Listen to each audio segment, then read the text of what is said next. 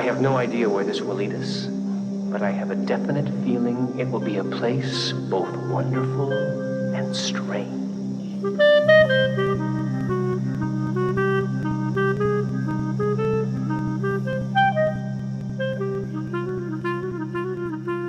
Hello, and welcome to the Wonderful and Strange Twin Peaks Logcast. I'm Kalil, and with me today is the More Things That Happened to My Inland Empire. I'm just your excess.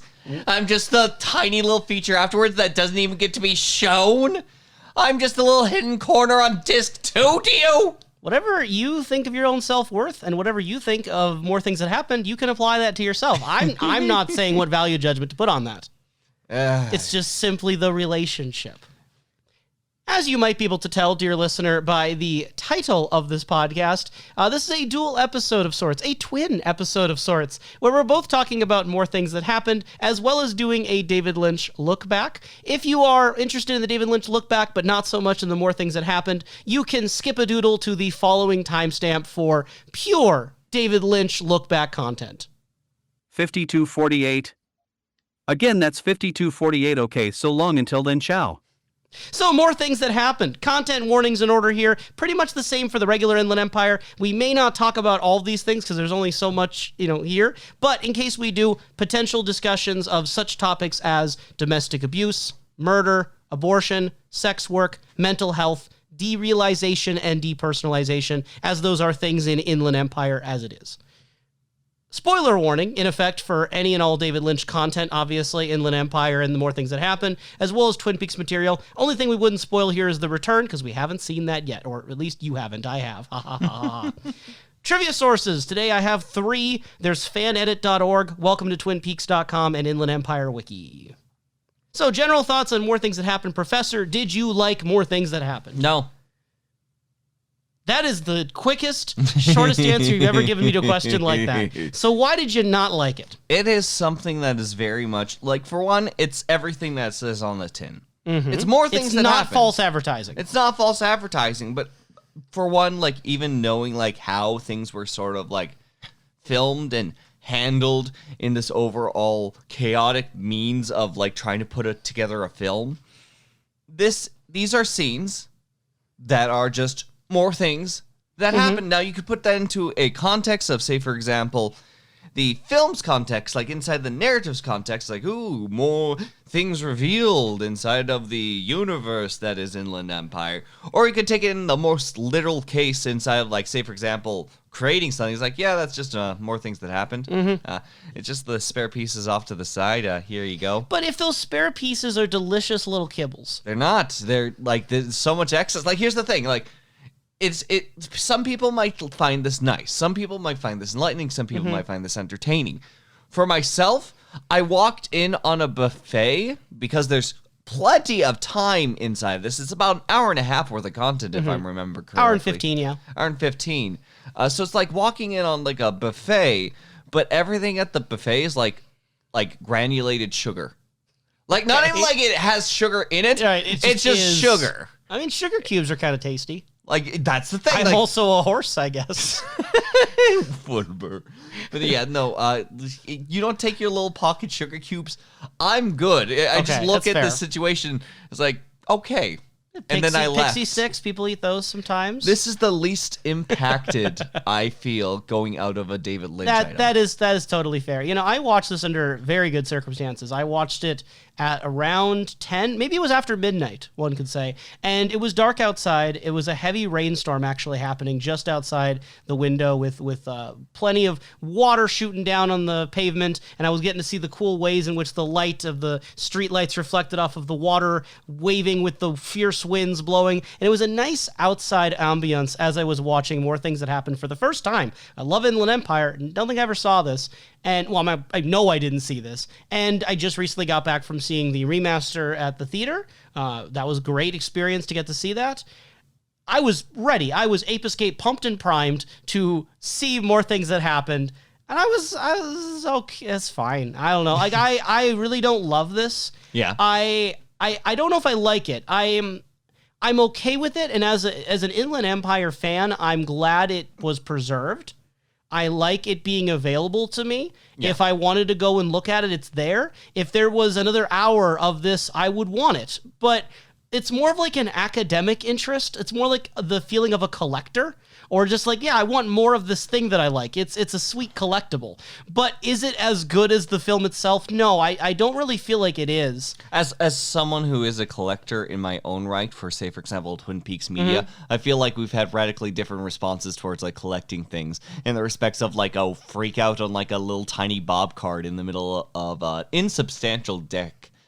Pieces of potential trivia that you may or may not keep inside of the canon. And we canon. both like the Bob card. And we really like the Bob card. Like, even with the collection, this feels like... Oh, you're saying not a difference between us, but a difference between a reaction to that and this. Yes. That's fair. No, again, I don't think it's an especially, like... I don't think I would go back to this very often. It's not something that I necessarily would go back to. As far as canon, as far as...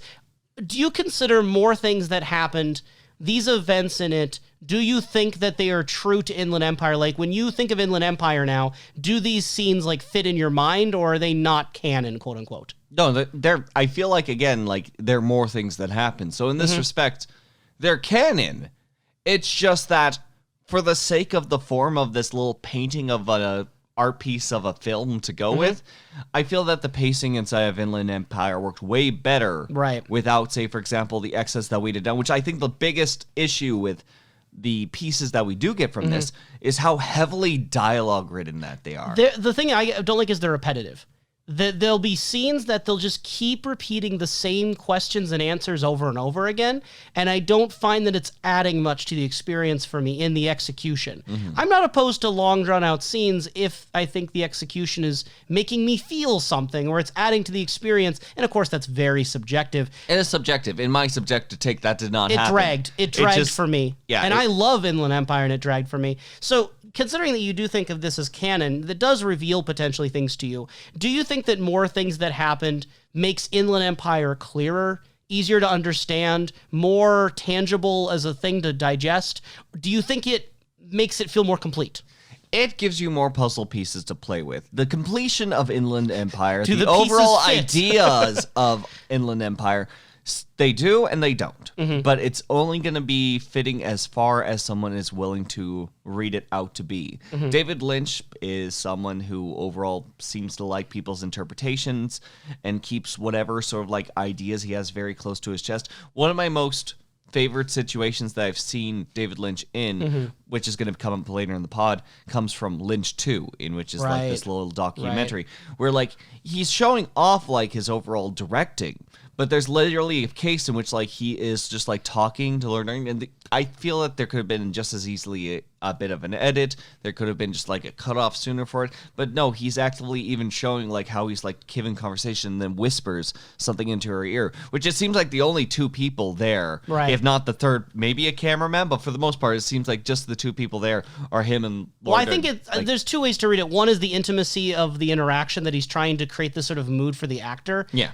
Otherwise, I do think it might be that he doesn't want the camera to pick up on the audio. He doesn't want the audio to be picked up because whatever it is might be revealing too much of the magician's tricks. Exactly. So I think both ways could be true at the same time. Yeah.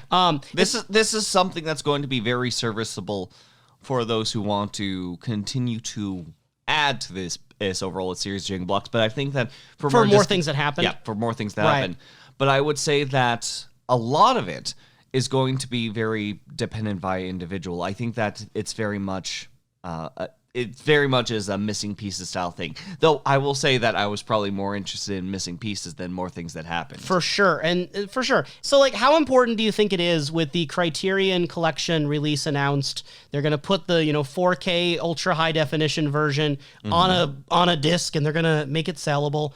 How important do you think it is for the Criterion version to feature in the special features more things that happened, or Lynch 2? Like, how important? Because the bonus disc on the DVD that we looked at had more things that happened, Lynch 2, this like ballerina featurette. It's got some collections of like interviews, a few miscellaneous small things. How important are those things for preservation, do you think? So, Well, in the context of preservation, extremely important, but that's, again, like, the goal is to preserve. The goal is to, like, keep these things intact. Right. For the sake of You preservation. can put them on Internet for Archive media- or something. You could, but even just for the sake of preservation, like, I'm always pro-preservation. If we can keep things on hand just for the sake of being pro-extinction. able to experiencing these things, Yeah. that's great. But if we put it outside the context of preservation and more inside of the context of, like, what does it sort of, like, add to the general experiences? Lynch 2, not really. Okay. Like, Lynch 2 is something, would I like to show people? Yes. Would this be a piece of media that overall I enjoy? Yes. In context to something such as Inland Empire and so on, is it necessary? I don't think so. I mean, for those who haven't seen it, Lynch 2 is behind the scenes of Inland Empire. It is of Inland Empire, but I think the biggest focus of it is David Lynch. Sure. Like, just the overall feeling of David Lynch. If I saw it in absence of Inland Empire, I think that I would still have the same sort of, like, feel and experience of, like, looking through Lynch without the need of Inland Empire. I don't think, like, it overall enhances the experience. I don't think that they feed off each other. I think they exist in, like, two separate realms that works well against one another. Now, not against one another, but as absent from one another. Okay. In the respects towards more things that happen, complicated answer is, like, very important and not important at all. Yeah, like, I guess, I'll put it this way. How disappointed would you be if you found out the Criterion Collection came out and they did not put more things that happened on this collection? The definitive Inland Empire collection that's released. I'm not as invested in Inland Empire, to be quite frank. Yeah. I think that overall I ended up experiencing once. I'm pretty satisfied with what I've got, and I moved on from my overall movie ticket onto that. So I don't think that I would have much feelings in the first place on the sake. I would automaton be like, that's cool. That's not, if whether or not it actually stays. But in respect of, say, for example, someone who is passionate for the overall piece, wants to look more into it, I think in that respects, yes, I would deeply want them to experience. To me, it comes down to what the Criterion Collection is usually known for, which in my mind, it is kind of a premium product. They're expensive sometimes. And, you know, when you're looking at a $40 plus purchase, I think that the Criterion Collection usually is almost an archive or a preservation of all these different bonus materials that comes in. David Lynch in the AV Club interview said it was kind of the bells and whistles. It doesn't matter to him as much. I think that it does matter if you're looking at something like Criterion or Janus Films. I do think that you want to get all these things together, and I do think that more things that happen is worth preserving and should be there. I think Lynch 2 should be there. What I will say, though, is I personally don't think it matters much if they actually went and remastered more things that happened. I think if they just got the footage that's on this DVD at whatever resolution it is and put that on there, I think that's fine, because the people who are going to be looking at more things that happened probably aren't going to mind that as much. I mean, maybe they would appreciate it being remastered. I don't want to speak for everyone, but I don't think it's like you need to remaster it or don't include it. Like, I think it's okay if it looks different than the main feature, because a lot of times you look at deleted scenes, they're not as mastered as the full video. No. That's very common. You'll see storyboards even that haven't been filmed. So I think it'd be great to include it. I think Lynch 2 is almost more essential in my mind than more things that happened, because to me, Lynch 2 helps me understand the process behind which Inland Empire was made. Okay. And I find that to be pretty valuable as a viewer, whereas more things that happened, it's just the trimmings. It's the things that got trimmed off that I might find some value, some lore implications, but I take more actually out of Lynch 2, I think. I would say that from Lynch 2, the biggest thing is that I do take more from it, but I don't take more from it in the context Of thanks to Inland Empire. Sure. The thing is that, like, it's a piece of media that I can see him still working and behaving in these actions similar to, say, for example, his other works. I can see him behaving, acting, and wanting professionalism whenever it comes to, say, for example, making sure a product is coming down to a point where he's satisfied with the product, which makes me also very much fear on the days where he's upset and it was post Laura Palmer golden goosing. Right. Yeah. Are there any scenes that you would add back into the film from more things that happened? No, Not really. Again, the big part is about pacing issue. Yeah, is that because you could cut some of them down. You could like have a section of it, because I'm sure that there are scenes in Inland Empire that were longer and then they got cut substantially. Are there any scenes you would like cut a section out of it and have that be in there in some way? Nah. The thing with Inland Empire that's kind of nice when it comes to this discussion is it's already so loosely organized that it isn't impossible to just cut a random scene and insert it somewhere, because chronology is already who knows what. Yeah, no, So it wouldn't be that hard to just throw it somewhere with some fade outs. But I agree with you. I actually wouldn't put anything back in either. I like the scene of Nikki in the chair. I think there's some cool light effects there, but it doesn't really like change a lot. I like the visual of that. I just don't know where you would put it. And it'd be okay if you added it, but I don't know, not really. A lot of the scenes are just way too long as they are. And even if you did cut them, I feel like they'd be redundant. I don't know if enough new things are established. There are some new things, but I don't know if you need them. And then I also think that the 3-hour cut we have already is really good. So I wouldn't add anything more and make it longer than 3 hours. It's like exactly 3 hours right now. And you'd almost have to then cut something else to add that back in if I wanted to keep that runtime. And I don't know what I'd rather cut. Like, I don't know what I would take out of Inland Empire to put this in instead. Boobies. You know, actually, there's a good case to be said for that. Would you agree with me, Professor, if we cut out part of that interaction with the breasts, okay, and we were to instead somewhere else insert Laura Dern sitting in the chair with the light effects, would you be cool with that? Would that make the film better? I think it might. That scene's awkward. Again, even watching in the theater, I don't know if anyone really knew how to react or feel to it. It's just kind of weird. It doesn't flow to me as a viewer. Yeah. And maybe there's plenty of female viewers out there that have had moments just like that in their life when they're hanging out with other women. But I don't know. And there's not a male equivalent I've experienced in my life that runs that way. And not that everything in a David Lynch film has Kalil, to... look at my dick. Anyway, please don't show me this. I'm just saying, though, that in Inland Empire, not everything needs to make sense, but usually it's like I don't know, like a surrealism from a sense of horror or, losing power. It's not interactions with people like that. That's the only reason I defend that scene, though, is because it makes it feel weird. I just think that there's other things we could have done that, Anyway, so in all these discussions, I do think it's worth noting that there is a fan edit of Inland Empire that does put back some of these scenes from the more things that happen. That's amazing. So it's called The Empire of the Mind. It was made by someone who goes by the name of Red Dino X, one word, who also made a fan edit of Twin Peaks The Return. I won't get into too much of what that looked like because that'll be spoilers, but they reduced the series from 18 parts to 13. And along with that, they removed story elements, they changed the show's color scheme, they changed the soundtrack, and other things that I can't get into for spoilers. But that's an interesting element there. And the stated intention behind this Inland Empire edit that they did, quote, I edited the entire film and the extra material, plus some sequences from the David Lynch short Rabbits, as a TV show, as a new Twin Peaks. Now the movie is a journey into the unconscious of the lost girl, making more explicit what was the original intention of Lynch. So, a couple things on this, just his words, or I say he, I don't know actually the gender, of their words, I'll just say. Of their words here, is that they are trying to make it a new Twin Peaks. No matter how you dice it, do you think Inland Empire could be the new Twin Peaks? Like, what do you feel about that idea? No. So why not?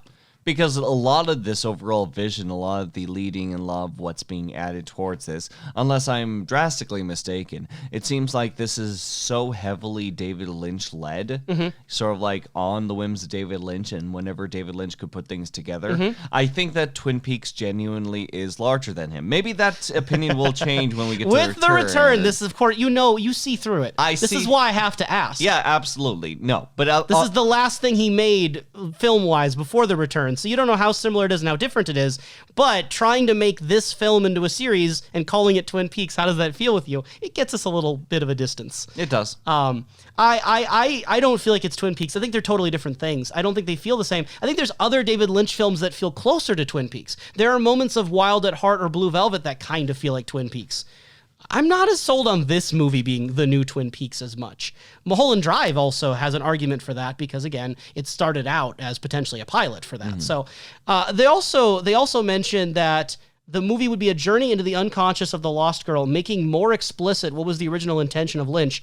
The idea that we could know the original intention of Lynch, I'm not sure after the research I've done that we could ever know his intention. I don't think David Lynch knows his intention sometimes. That's a fair statement. So I think it's pretty bold then to say that this is going to reveal the true intention more fully. It's like, I know, not only do I know what Lynch thinks, I can show it better than he did in this film. I mean, again, that's a lot. To be fair though, I respect the guts of that. I respect the sort of boldness of that. I'm not even trying to ridicule it. I think if people want to make fan edits, that's cool. That's I think amazing. It's an interesting way of expressing your love of a piece of media. Like, as far as items go, like, for one, in respect to my comment towards David Lynch, I don't think he really knows. Mostly because I do think that David Lynch, as a personality, is very...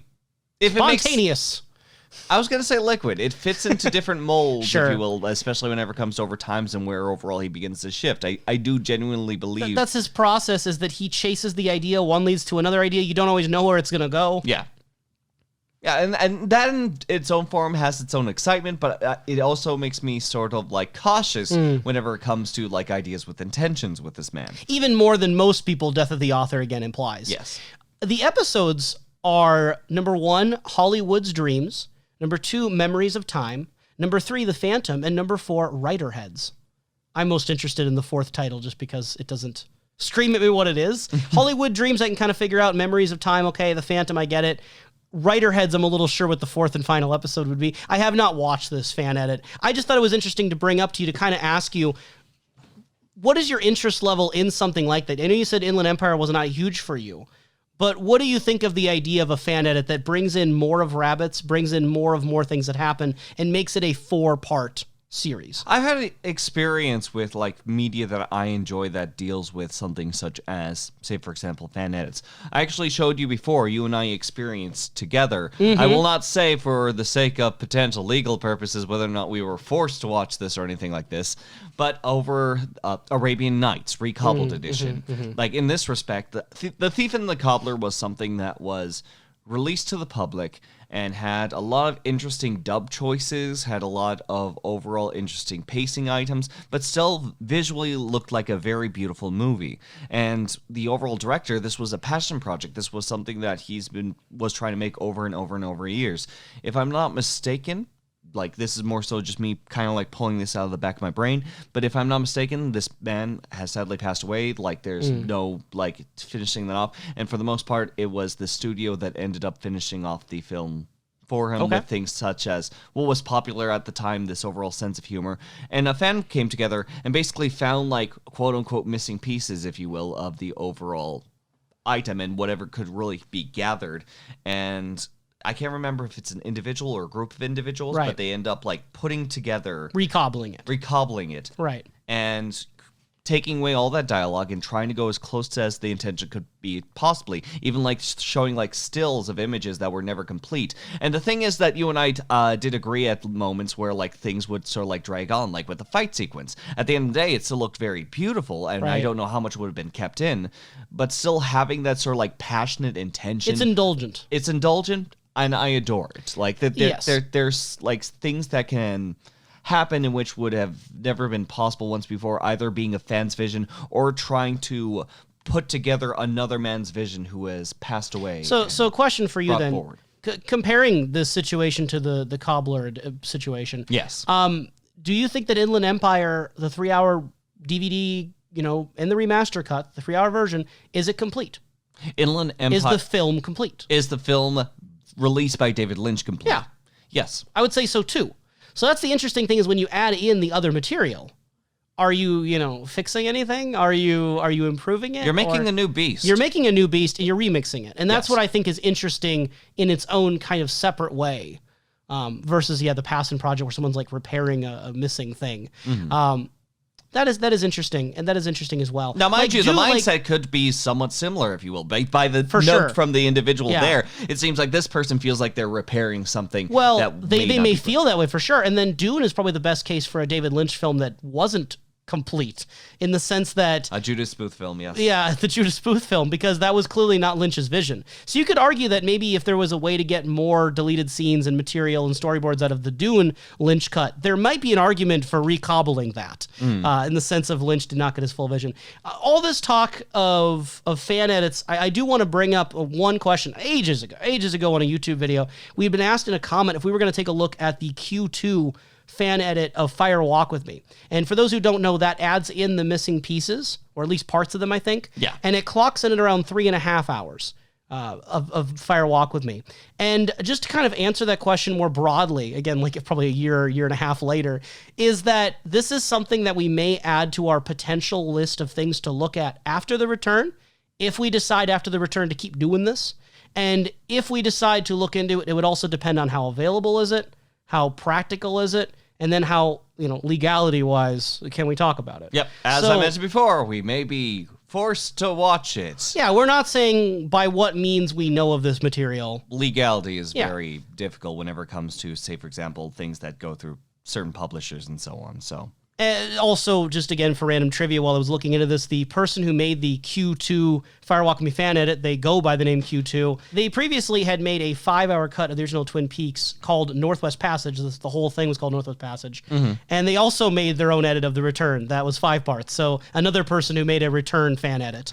I'm not surprised about that. But I thought it was interesting, bringing the original Twin Peaks down to a 5-hour scenario. What are your gut impulses on that as an idea? Obviously, we don't know. We haven't looked at it. What's kept and what's not. But how do you think breaking all of Twin Peaks is like 29 episodes, right? How do you break that down into 5 hours?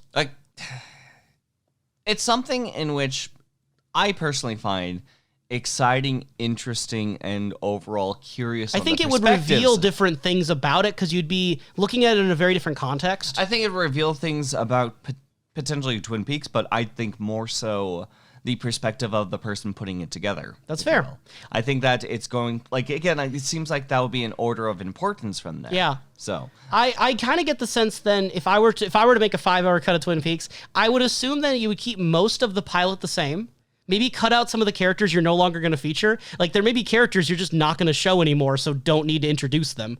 That might be a case you would do. But a lot of the pilot's probably the same. And then you would probably trace a lot of the main plot to the Maddie Leland killer reveal, the resolution with Leland, and then go probably pretty quickly into Annie, and then slide right into the final episode. Because even, some of these episodes are really, longer. Like, the season 2 opening episode is, twice as long. I think the season finale was a little longer, too, but don't quote me on that. If I had to guess, just randomly guess, Yeah. I'd imagine, this would be, 90% Cooper content. Yeah, I think you would have to streamline to Cooper, Laura, Leland, Annie, and, forget Jean Reno, probably forget a lot of the Reno stuff that's side. I think a lot of Audrey's plots would not be necessary. I think you would really need to streamline the show, and I think as a result, you'd lose a lot of the humor. Yeah. Would be interesting to see that gone. Yeah, no, I think it's very interesting. I think that putting these things together is very exciting.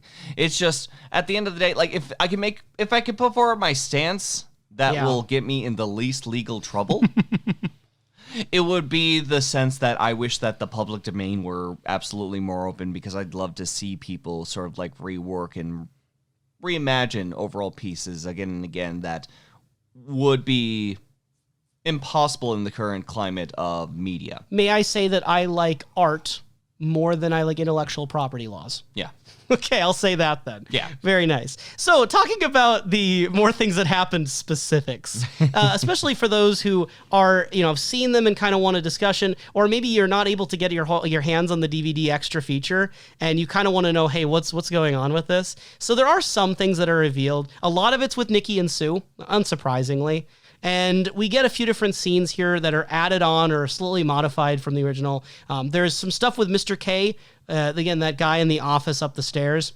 And there's a recounting of a situation that happened where, again, I'm going to say Sue in this instance because that's what the Inland Empire Wiki says, and also it fits the accent a bit more rather than Nikki. So Sue is talking about this time where she was home, she was going to bed, or she was at night, and she noticed that her husband, Smithy, was looking for something or in a drawer that was hidden, and she asked what it was. He wasn't really responding, and the way she phrases that she couldn't hear anything.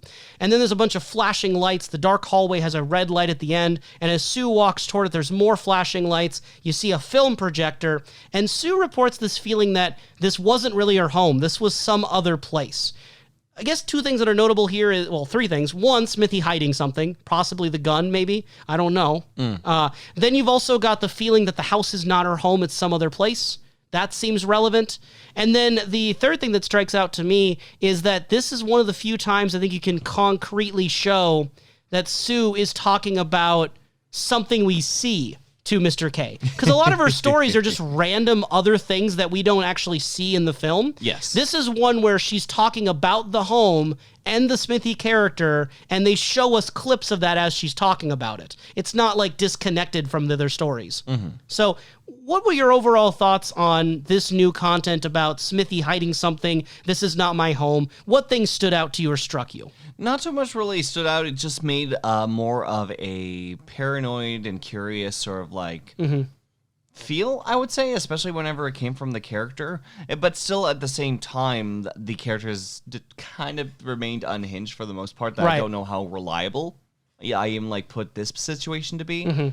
So it kind of more so left me a little bit lost, I suppose. Because you could swap in this story for a different story that she tells Mr. K. Yeah. You know, and there's other ones that she tells that are a bit kind of rambling as well. Would this one be better to keep in than the other ones that were kept? I think that the fact that there's less cuts inside the other ones. You like that it's just her and Mr. K talking. I just like it that's just her are talking and like as minimum thing I can get from K as possible. That's nice. Not a fan of him? It's not that I'm not a fan of him. I just think that a presence is more weighted in this by its silence. I did think that one of the Mr. K lines in the More Things That Happened was a little strange. And I know, strange, Inland Empire. Who could have imagined? Strange. But what pancakes do...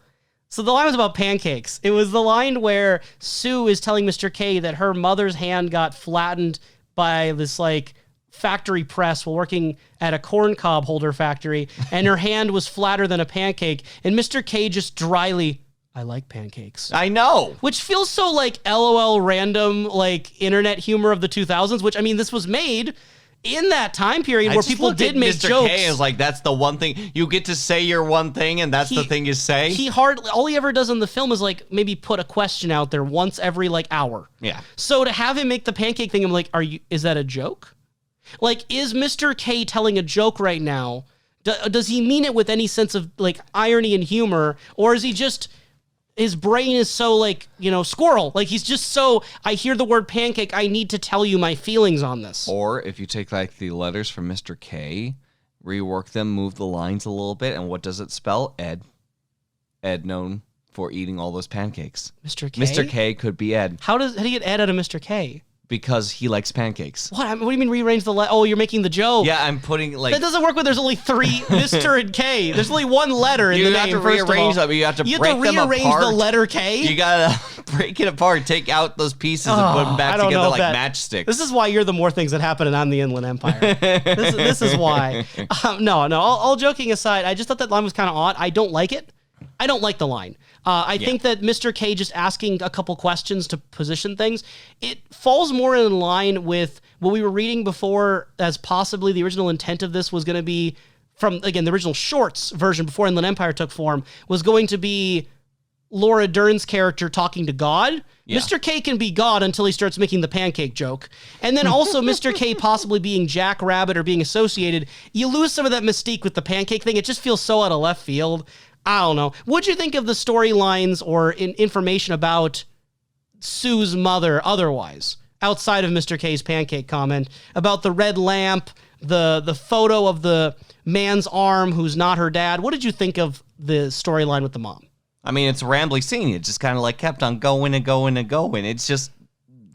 Did you find any it's of like the... a sense of like... Yeah. A lot of the dialogue that I have gotten from this overall experience is very much like almost like absent-minded rambling, if you will. More so like information starting to come out, but as far as like pieces of significance coming from it, is tinkerable, but nothing in which I've been waved on. So you know what I kind of think? I'm going to spill my thesis beans. A stream of consciousness, if you will. I think that the More Things That Happen, kind of tagging off of stream of consciousness, I think that More Things That Happened is what David Lynch has kind of alluded to in some of the interviews and discussions we've had last episode. Yeah. Is that Inland Empire was a series of ideas that as he made them, they started to connect. I think More Things That Happened are the ideas he had that didn't connect. I think they're just like the points that you can't connect to form the shape, the constellation. Yeah. Like, there are stars in the sky. and they're bright and they're shining and there's some things you can like about them, but they're not part of the Little Dipper. They couldn't. That is Inland Empire. They couldn't make a weird little like shape in order to say that's somewhat like a crab. I feel like they're ideas that left the drawing board, because a good example here is the history of the red lamp. Like, the red lamp seems important in Inland Empire. It's a recurring image. It seems to have a magical quality, especially the red light bulb itself. But I don't know what the history of the lamp having to do with her mother really adds to it. And I almost feel like maybe that's an idea that could have meant something and gone somewhere. But as it is right now, if I just put it into Inland Empire, I don't think it adds any extra information. It just feels like a random little factoid. Yes. It doesn't feel like it clicks into place. There's all this stuff again about the mom having insomnia, not being able to sleep, which I guess you could say if you have insomnia and can't sleep, that'll affect your ability to dream. The movie has dream logic. You can do things with that. Corn cobs, Garmonbozia, I don't know. To me, there's a thin connection. Again, like I think, as we mentioned at the beginning of this, it's something in which I think it will only make as much sense as you're willing to try to make it make sense. One suspicious element is that she says she was 41 in the year 1960, and she's freaked out because she's lost a bunch of years. She says she might be older, but that's as near as she can figure. And you could probably like reinterpret that, say, for example, in the canon of the original sort of like point of the film, like the first variant of the film, Yes. if we go into more of a character's angle and so on. But Yeah, it feels like these are leftover ideas from other ways Inland Empire could have gone. yes. Other possible jumping off points that were not jumped off of. I will say, though, that there's a feeling I get from those sort of sentiments that does fit some of the mood of Inland Empire. There's the idea, again, from the earlier one, that this is not my home. Something doesn't feel right. And now we get this idea that there's years of my life that have gone and I don't know where they've went. Those are obviously supernatural in Inland Empire. They feel supernatural, at least. They're made to seem that way. But in real life, there can be situations where you look back and you're like, where has the time gone? Or to paraphrase the Talking Heads song, once in a lifetime, this is not my beautiful house. There's this idea that this is not my home. Something's wrong here.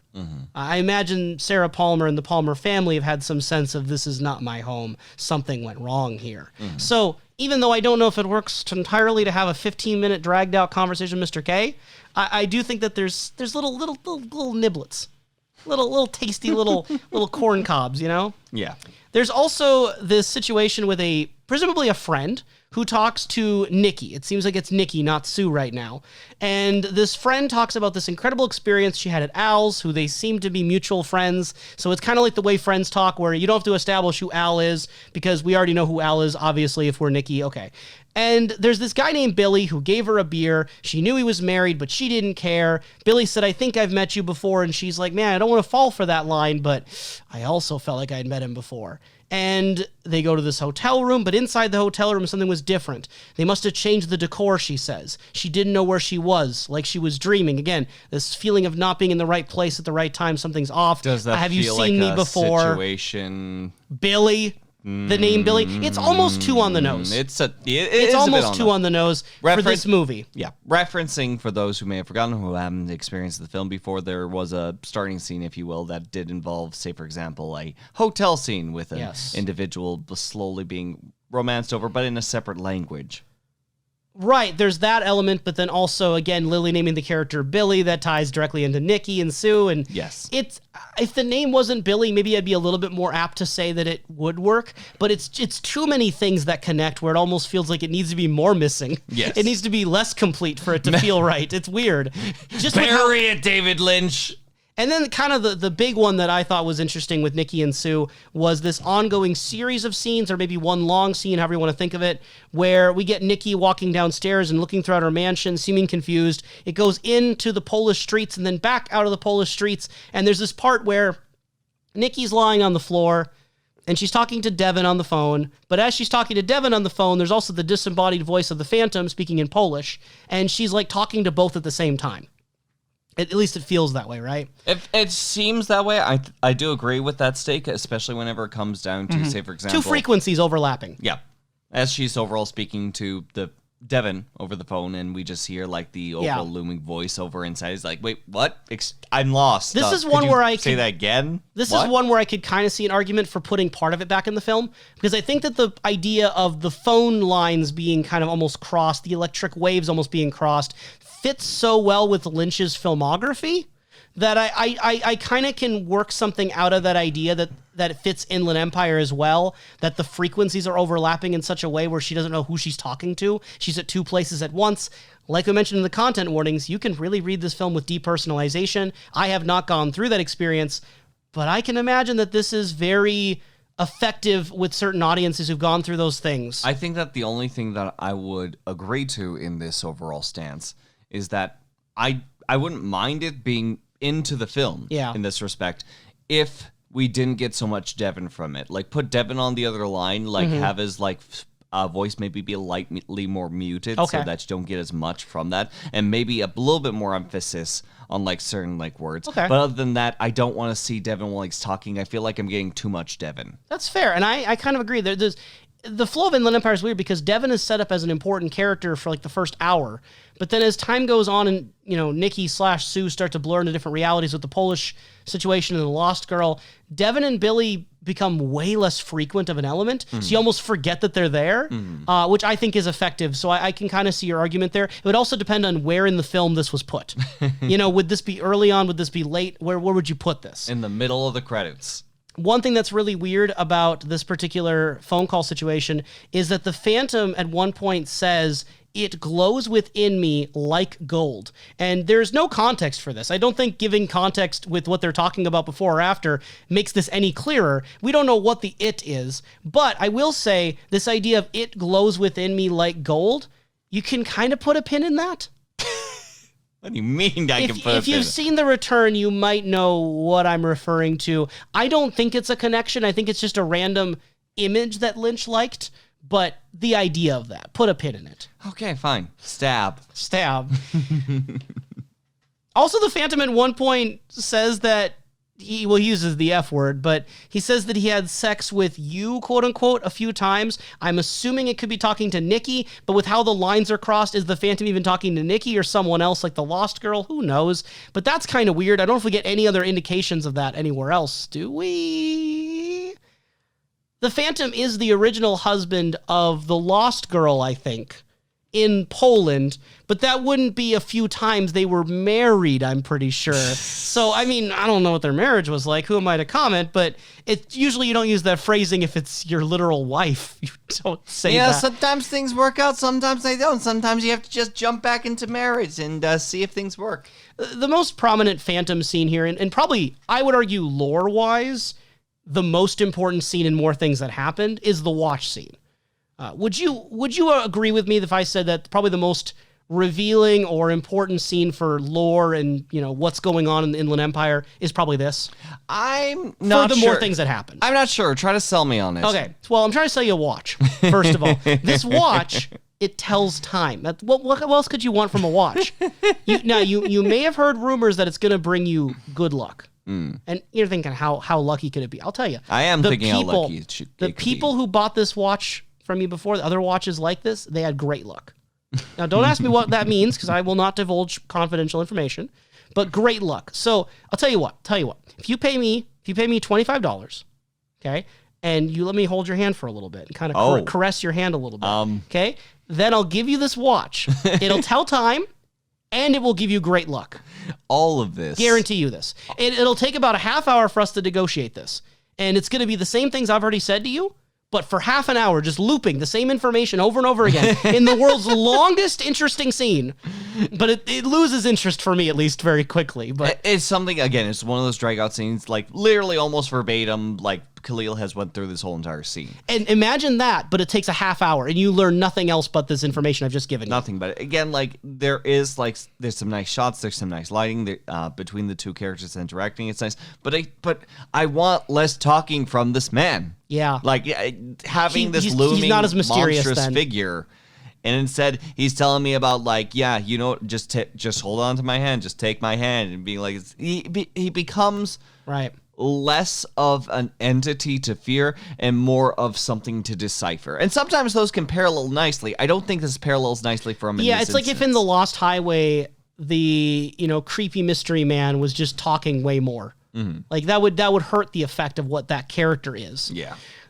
I have mixed feelings when it comes to the paintings or painting, depending on how you interpret it, that is shown in the scene. So before we get to the Phantom, like right before, pictured like above him, is this painting of a naked woman reaching up toward the skies. Like it feels very much like heaven because there's a religious atmosphere to the painting in general, and there's an angel with a sword reaching down.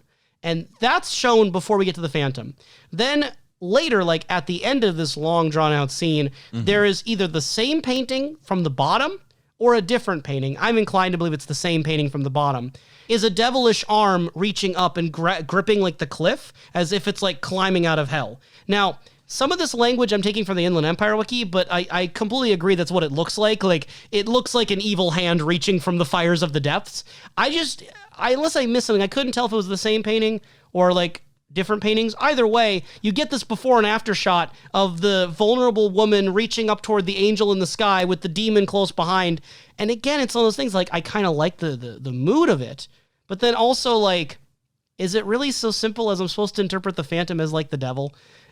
Or is he the angel? Is that what I'm supposed to think of? Like, I don't know. I think it's as simple as just like there is salvation beyond, but there'll be things trying to drag you down. I think that interesting? Like, is that worth putting in the movie?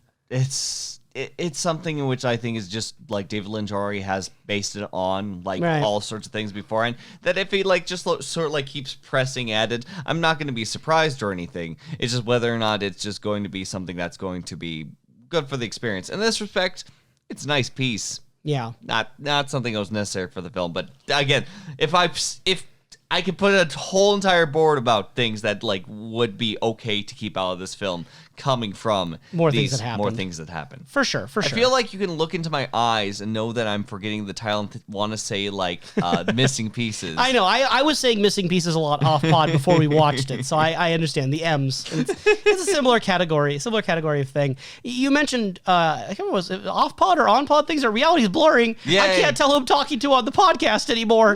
Is it Billy? Anyway, when I was, has anyone seen Billy? What's going on? Anyway, as I was thinking about this movie, thinking about the things we've said off or on pod, I remember you saying you want less of Devin. You want less of Devin in the movie. I think it was on the pod. You just did probably 20 minutes ago, and my mind is melting.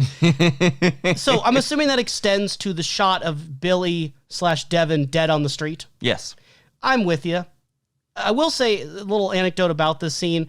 Jay Aseng, who was involved in Inland Empire's production, recounted in the book Room to Dream, which is about David Lynch, that he remembers the shooting of this movie.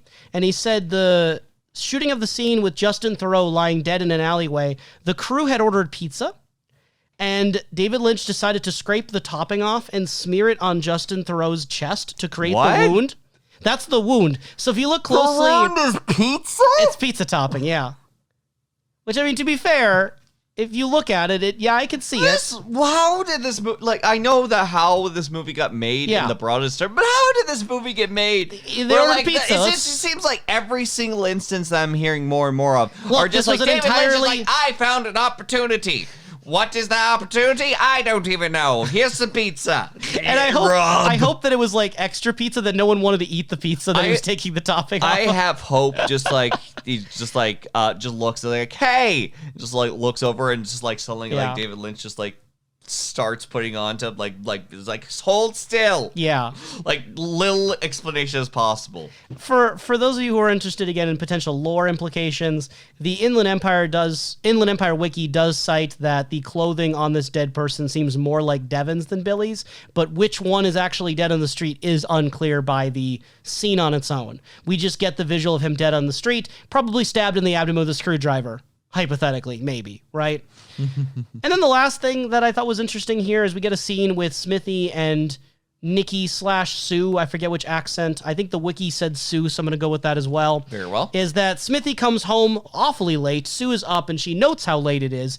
And Smithy asks if anyone called. Very similar to how Jackrabbit asks, if anyone called during Rabbits. And then as the conversation continues, they become more irate, kind of angry with each other. Sue mentions that she is getting more pregnant.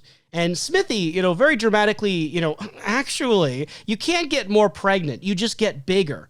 And she's like, yeah, but like, you knew what I meant. You know what I mean. Yeah, no, that's sort of like a point where I just kind of like look at the screen like, fuck you. Like, come on. So like one, it establishes Smithy as being really a jerk in this moment. Yeah. But then it also, I think if you take the meta approach, it's the idea that you may not know all of the details of Inland Empire's plot, but you know what I mean, says David Lynch, referring to the pregnancy that is Inland Empire. Yes. Carrying this baby to term. Mm-hmm. You know what I mean. And then Smithy is getting angry, looking for his shoes, wondering where they are, almost an accusatory tone in his voice, like she has an agenda to move his shoes away. And then eventually finds them. Probably he misplaced them is the assumption.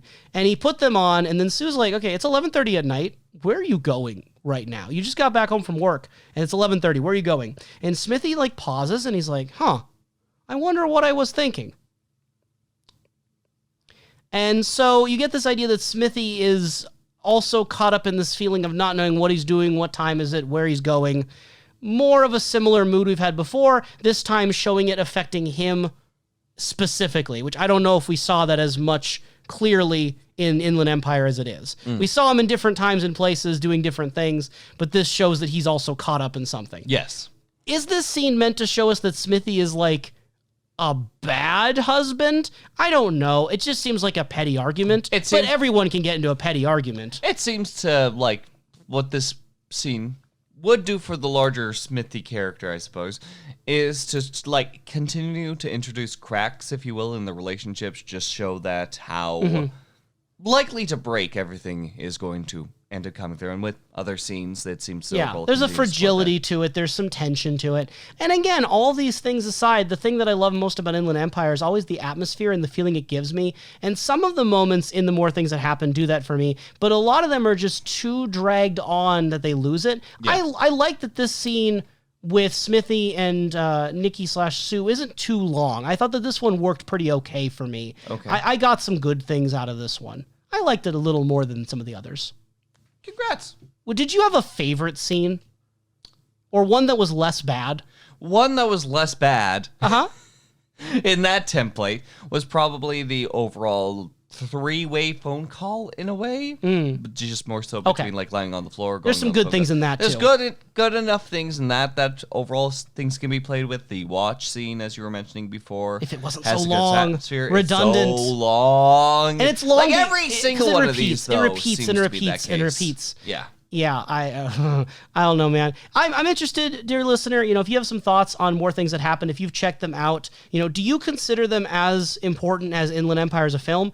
If you love Inland Empire, how important do you think these scenes are to you as a viewer? Yeah, because as far as like things are to me, like this is like if you were told with the pizza, like they say that they're going to give you more pizza. Yeah. But they scrape off the toppings and put it on. They don't do that. No, they actually don't do that. Like, okay, I thought you for sure you were going with that. David Lynch will handle that later on. But instead of like getting like more toppings like you'd expect, more sauce or like more cheese or anything like that, it's more crust. That's a great analogy. Like it's like it's the one thing which like you look at as like maybe this is too much. Yeah, you know how you have like this cheese stuffed crust? Can I get stuffed crust?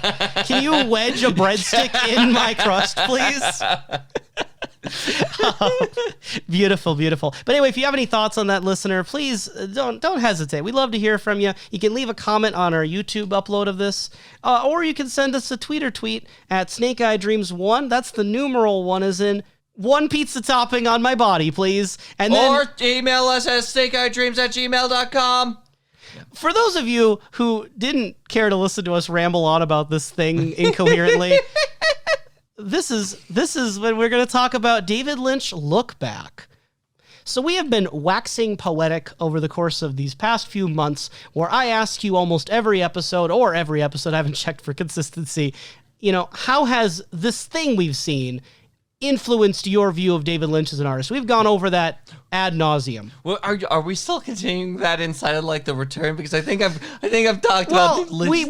We might end up having some comments on that, but I don't plan to make it a for sure every episode sort of deal. No, we'll see. We'll see what happens when the return happens. Who'll kill David Lynch? But I want to I want to break down this kind of idea of David Lynch as an artist into a few categories and just loosely talk about these things. Now that we've looked at David Lynch's filmography and can come away with some first impressions from you and then maybe some refreshed opinions from me having watched these films for the second time or third time in many years. So, first off, themes and motifs in David Lynch's films. What are some overriding themes, or let's say one overriding theme that you think is interesting that David Lynch keeps talking about in multiple of his films? With David Lynch's overall work, we've seen and we have spoken from time to time again, here's electricity, here's a little bit of darkness, now it's dark, here's this, here's that, and so on. Whenever it comes to, like, motifs, there's all sorts of, like, a weird collection of things that I almost feel like we should get a garage sale to, like, move some of these overall motifs. Jokes aside, though, there's still, like, a lot of favorable items that you can put on your David Lynch bingo card.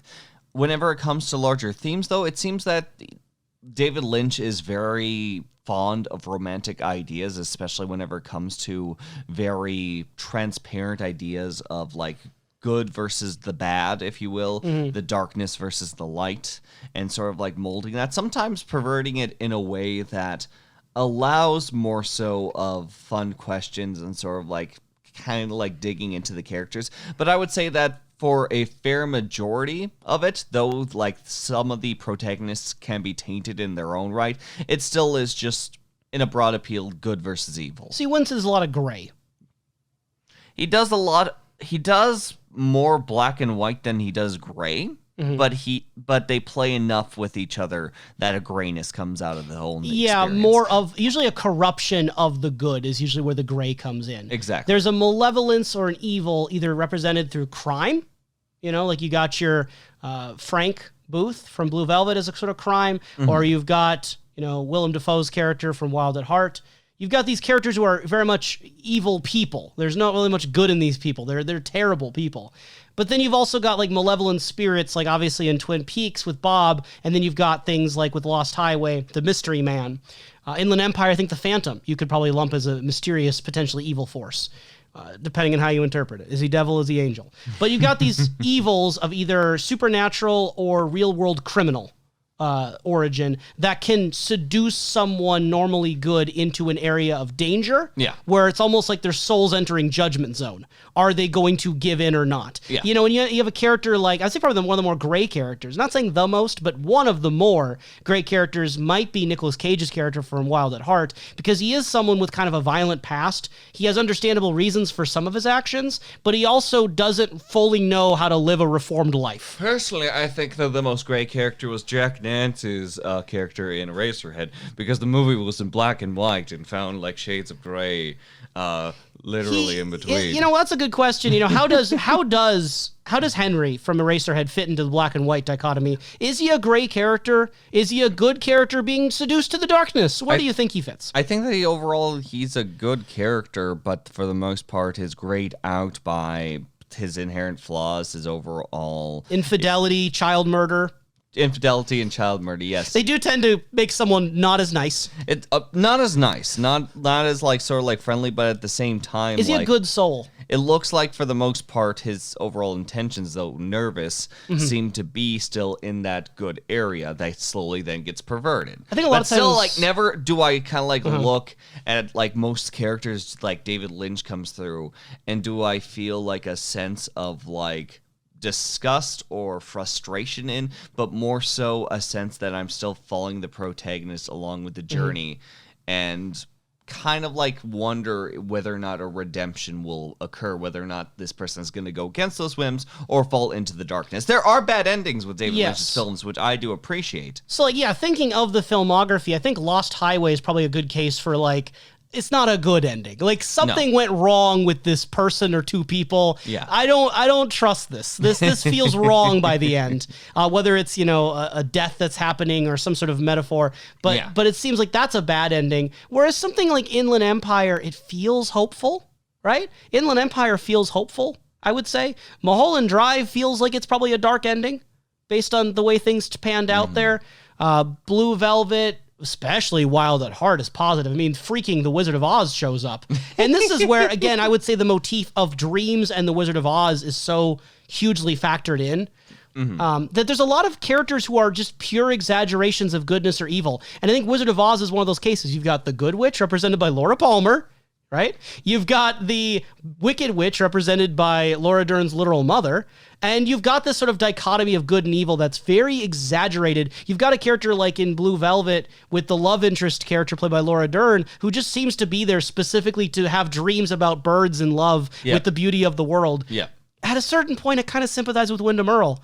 It can get a little sickening after a while. It can get a little sickening after I a while. I don't love a lot of the purely good characters. I kind of like, when we're having dreams about birds, I'm a little bit like, I don't know. It's kind of tacky. I think that whenever like playing with like ideas of purity and the potential corruptions that go and the perspectives that are there, you and I had fun conversations while watching something such as like Wizard of Oz. And I do think that like conversations such as that and just sort of like the weird questions that come up from this overall perfect place is why like inspired work such as Wicked sort of like come through. Yeah, it's finding the cracks. And that's the thing where like when we watch Blue Velvet, we kind of gradually, especially on your side, had reasons to doubt the intentions of certain characters that are presumably meant, quote unquote, to be good, like the detective, the father of the female love interest, the Laura Dern character, questioning whether the detective was in on the whole thing, and it appears not to be a very big theory that we ran into. So it's that question of, I don't even know if that's a thing people normally think, but it leaves room for that because of the film's ambiguities in tone, which I think is pretty interesting. It's just, I don't always know if these like purely good beacons of light in some of his films, if they're my favorite Lynch characters with how they interact with the world, when they feel, a lot of times characters in Lynch films can feel like plot devices. There's quite a few instances of that where we've seen characters who appear to be there mostly as almost guiding, again, going with the star constellation metaphor, your North Stars. You know, they're there to be a bright object in the distance to go toward, almost speaking in that way. Electricity and fire, obviously big recurring motifs. Oh, when? Yeah. Do you like what Lynch does with electricity and fire? Do you think that there are certain times it's worked better than others? Like, what are your thoughts on why he does this? Any of those sort of jumping off points that interest you? I think that earlier examples are probably my more favorite points of when he's willing to, like, play with, like, electricity or industrial aesthetics. So, like, Eraserhead's industrial factory type of setting? Yes, Eraserhead's overall appearance with that. The overall, like, very surprising and just, like, poppy scenes from something such as Lost Highway. Okay. The flame transitions with sex scenes.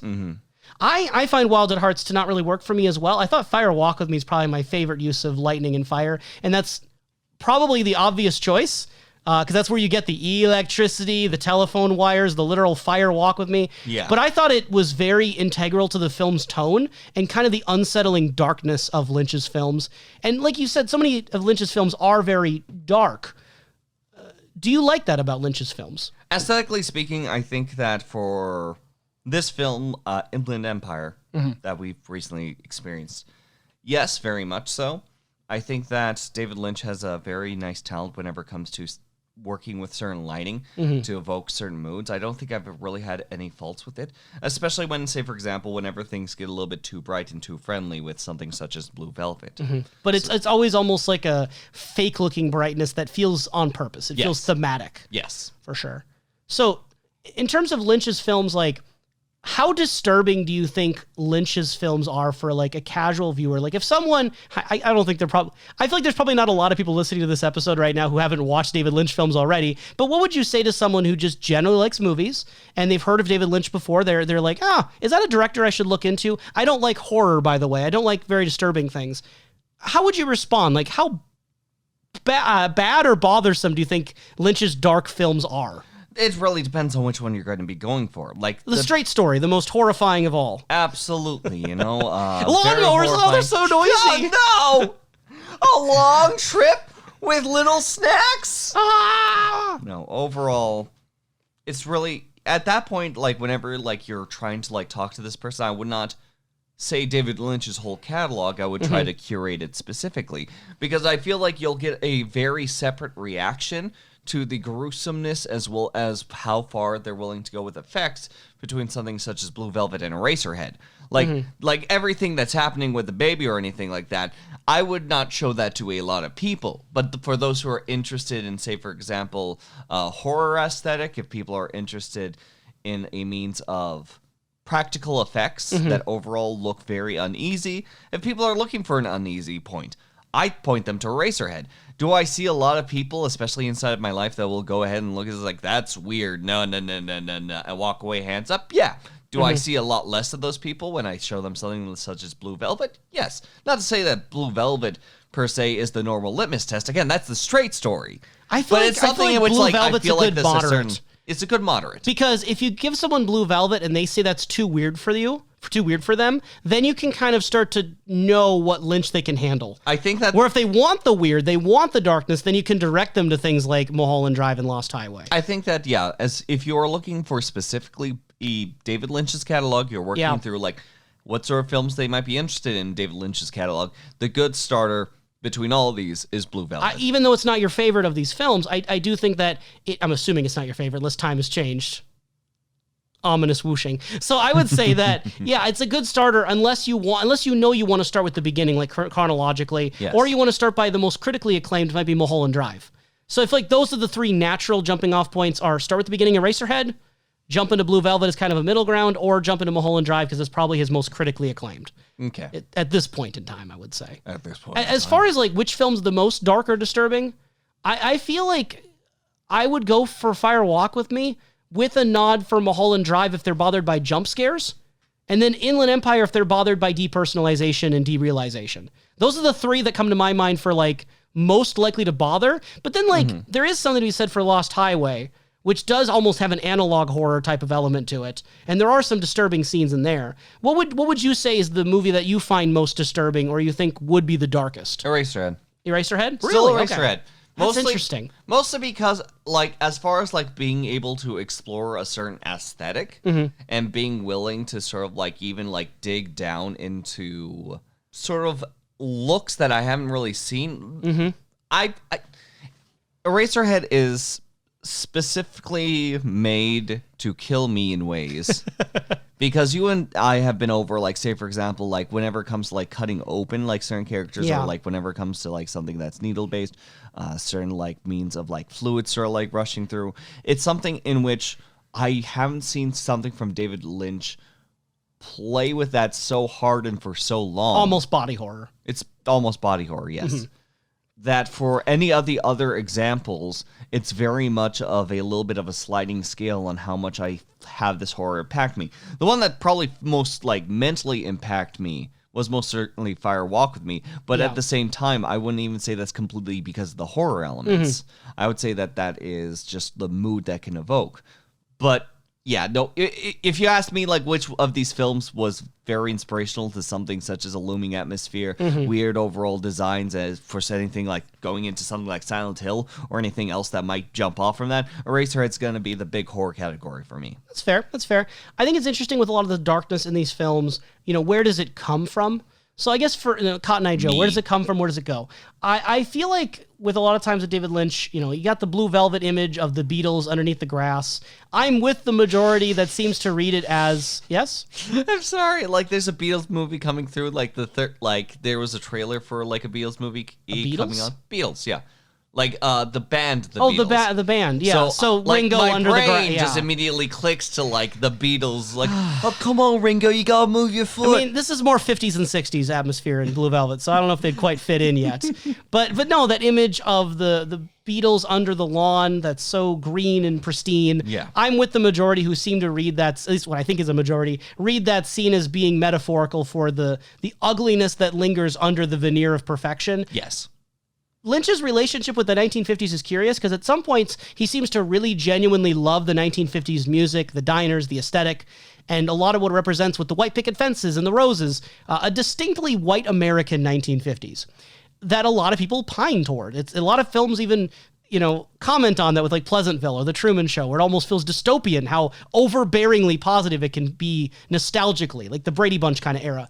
But then you've got Lynch doing things like Blue Velvet where it's like they're even... To maintain this illusion, there is this darkness underneath that's right around the corner. You know, again, thinking of Mulholland Drive, right around the corner, there is in the factories, in the underground, in apartments that you don't go to. Anything could be happening just across the street. You do not know what's happening anywhere around you. So it feels like there's this sort of looming darkness, not just from, the supernatural sources, but also in your neighborhood. It could be anywhere.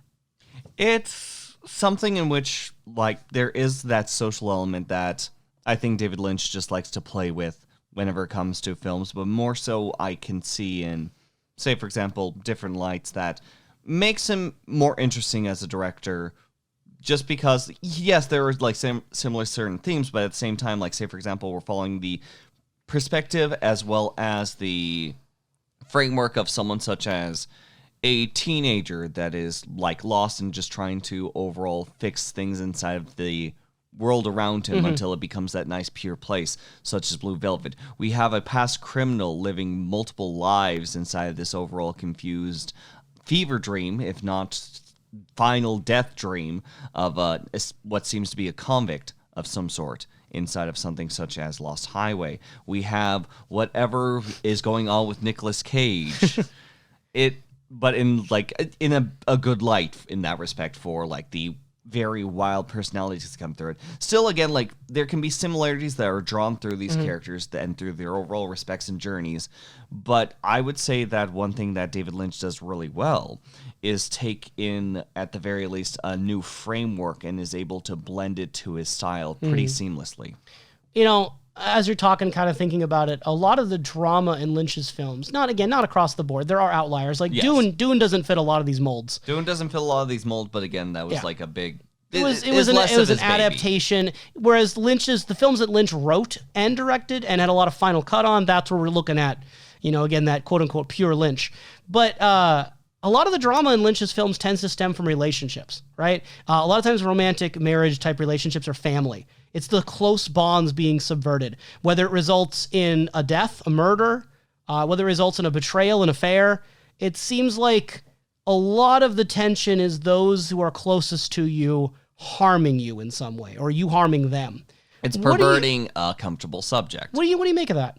It's perverting a comfortable subject. What do you make of that? It's perverting. No, it's something that he does. He adores and loves the aesthetic of something such as like this strange over mechanical place, and yet he makes it seem so horrifying and strange whenever you're going to. Example again, Eraserhead. I think that whenever it comes to the greatest of conflicts, like in David Lynch's perspectives, it is met with a force that is meant to be, by all intents and purposes, whether it's social, whether it's personal, something that is meant to be good, that has not been good, has changed from that good, or overall is more than it seems. It's beyond the curtain, if we want to use Wizard of Oz. Right?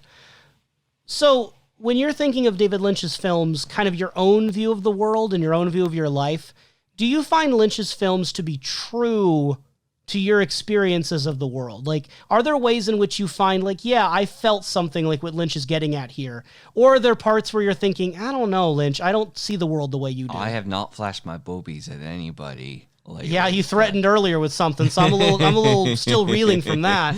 As far as these are concerned, they are, in their own isolated senses, very personal tales about each individual characters going through a means of conflict, and whether they succeed or fail in the end is very much up to more.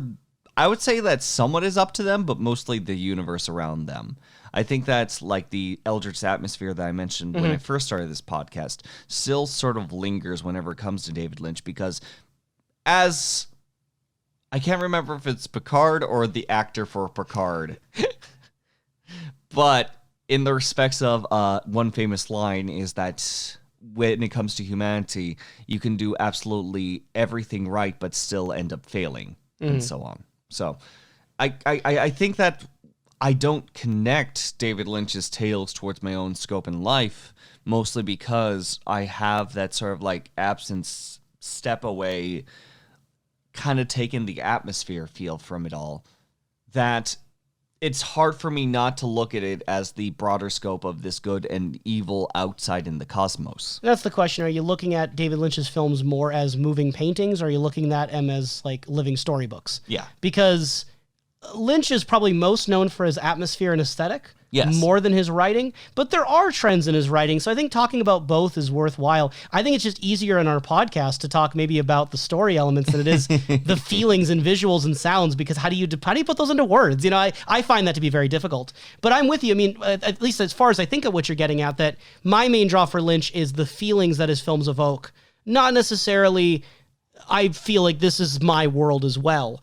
There are moments I think I can connect or say I think are true, in the sense that I do think that the feelings of discomfort that can result from being out of your element, there are moments where maybe I have felt reality distorting in my own life, not in the sense of like depersonalization, but in the sense of maybe like I'm going through a very confusing life circumstance, or I'm going into something very unknown, and this sort of feeling that can creep in of, you know, how much agency and power do you have in those situations as things feel like they're slipping away. But even as I say that, I don't even know how true I mean it, because I'm like, yes and no. I feel like there's a truth to it to me, but also there's a sense in which some of his characters lack agency to a degree where especially Jeffrey from Blue Velvet, where I'm like, I don't know. I really don't know how real that feels to me versus how, again, make-believe it is. And that's also part of it, too, that Lynch dabbles with falsity.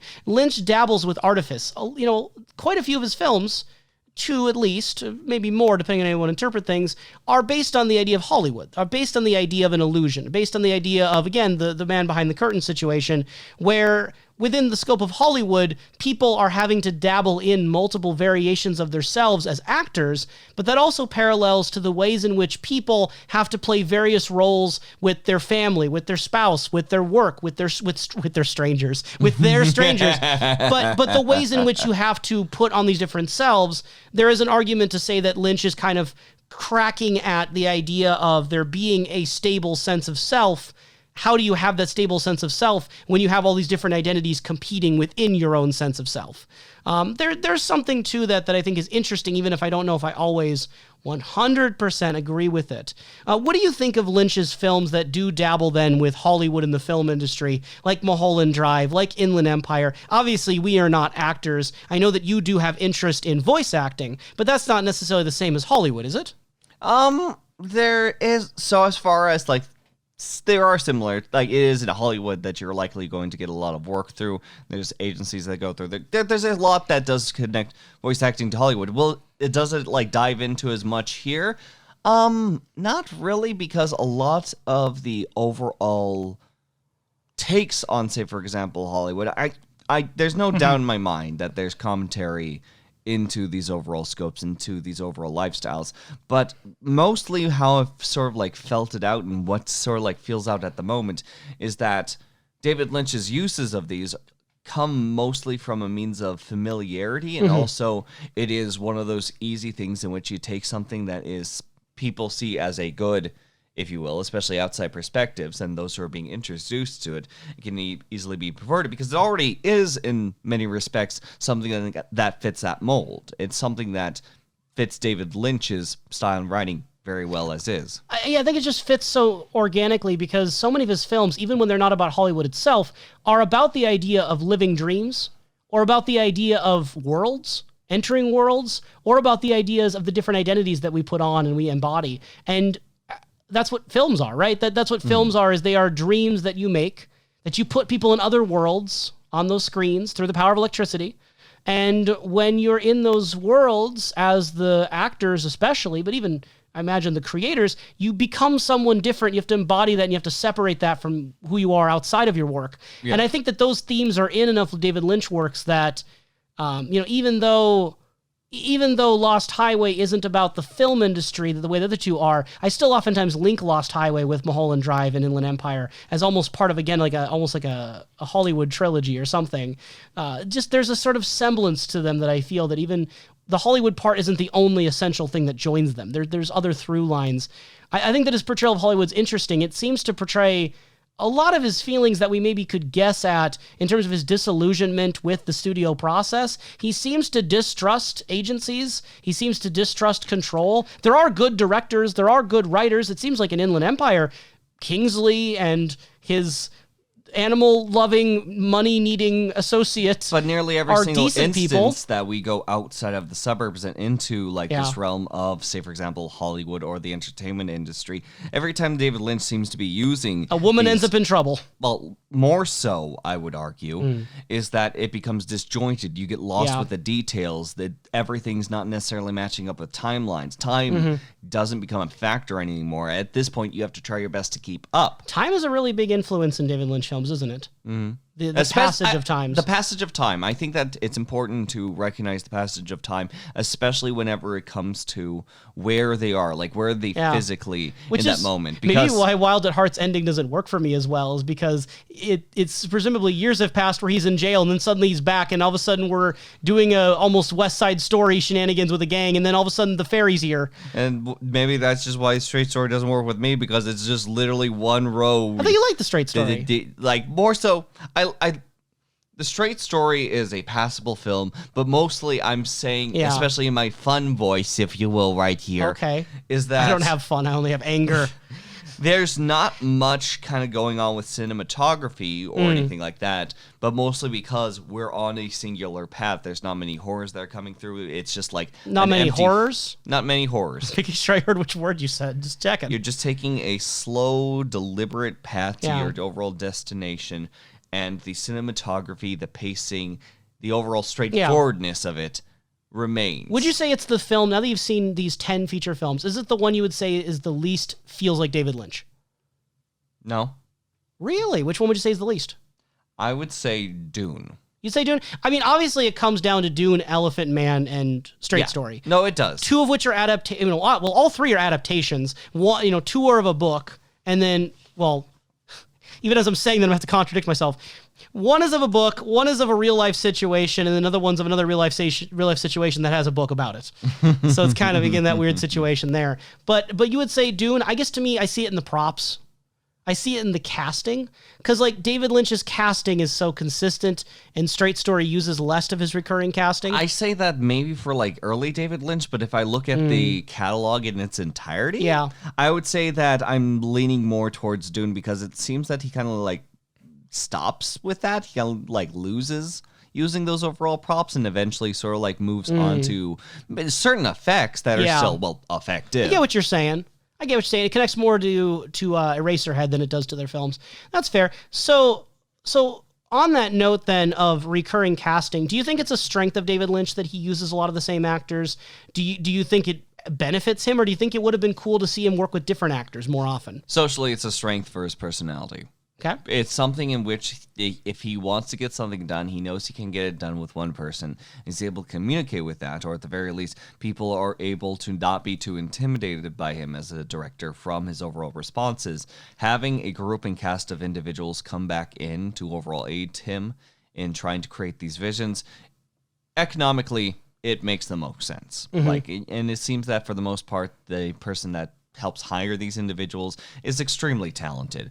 Why we hear more about Tim Burton continually working with Johnny Depp as opposed towards like David Lynch, who's literally almost like all his cast is oftentimes like reincorporating individuals. Like it's wild that I haven't heard more of that in the absence, of like, say, for example, his work.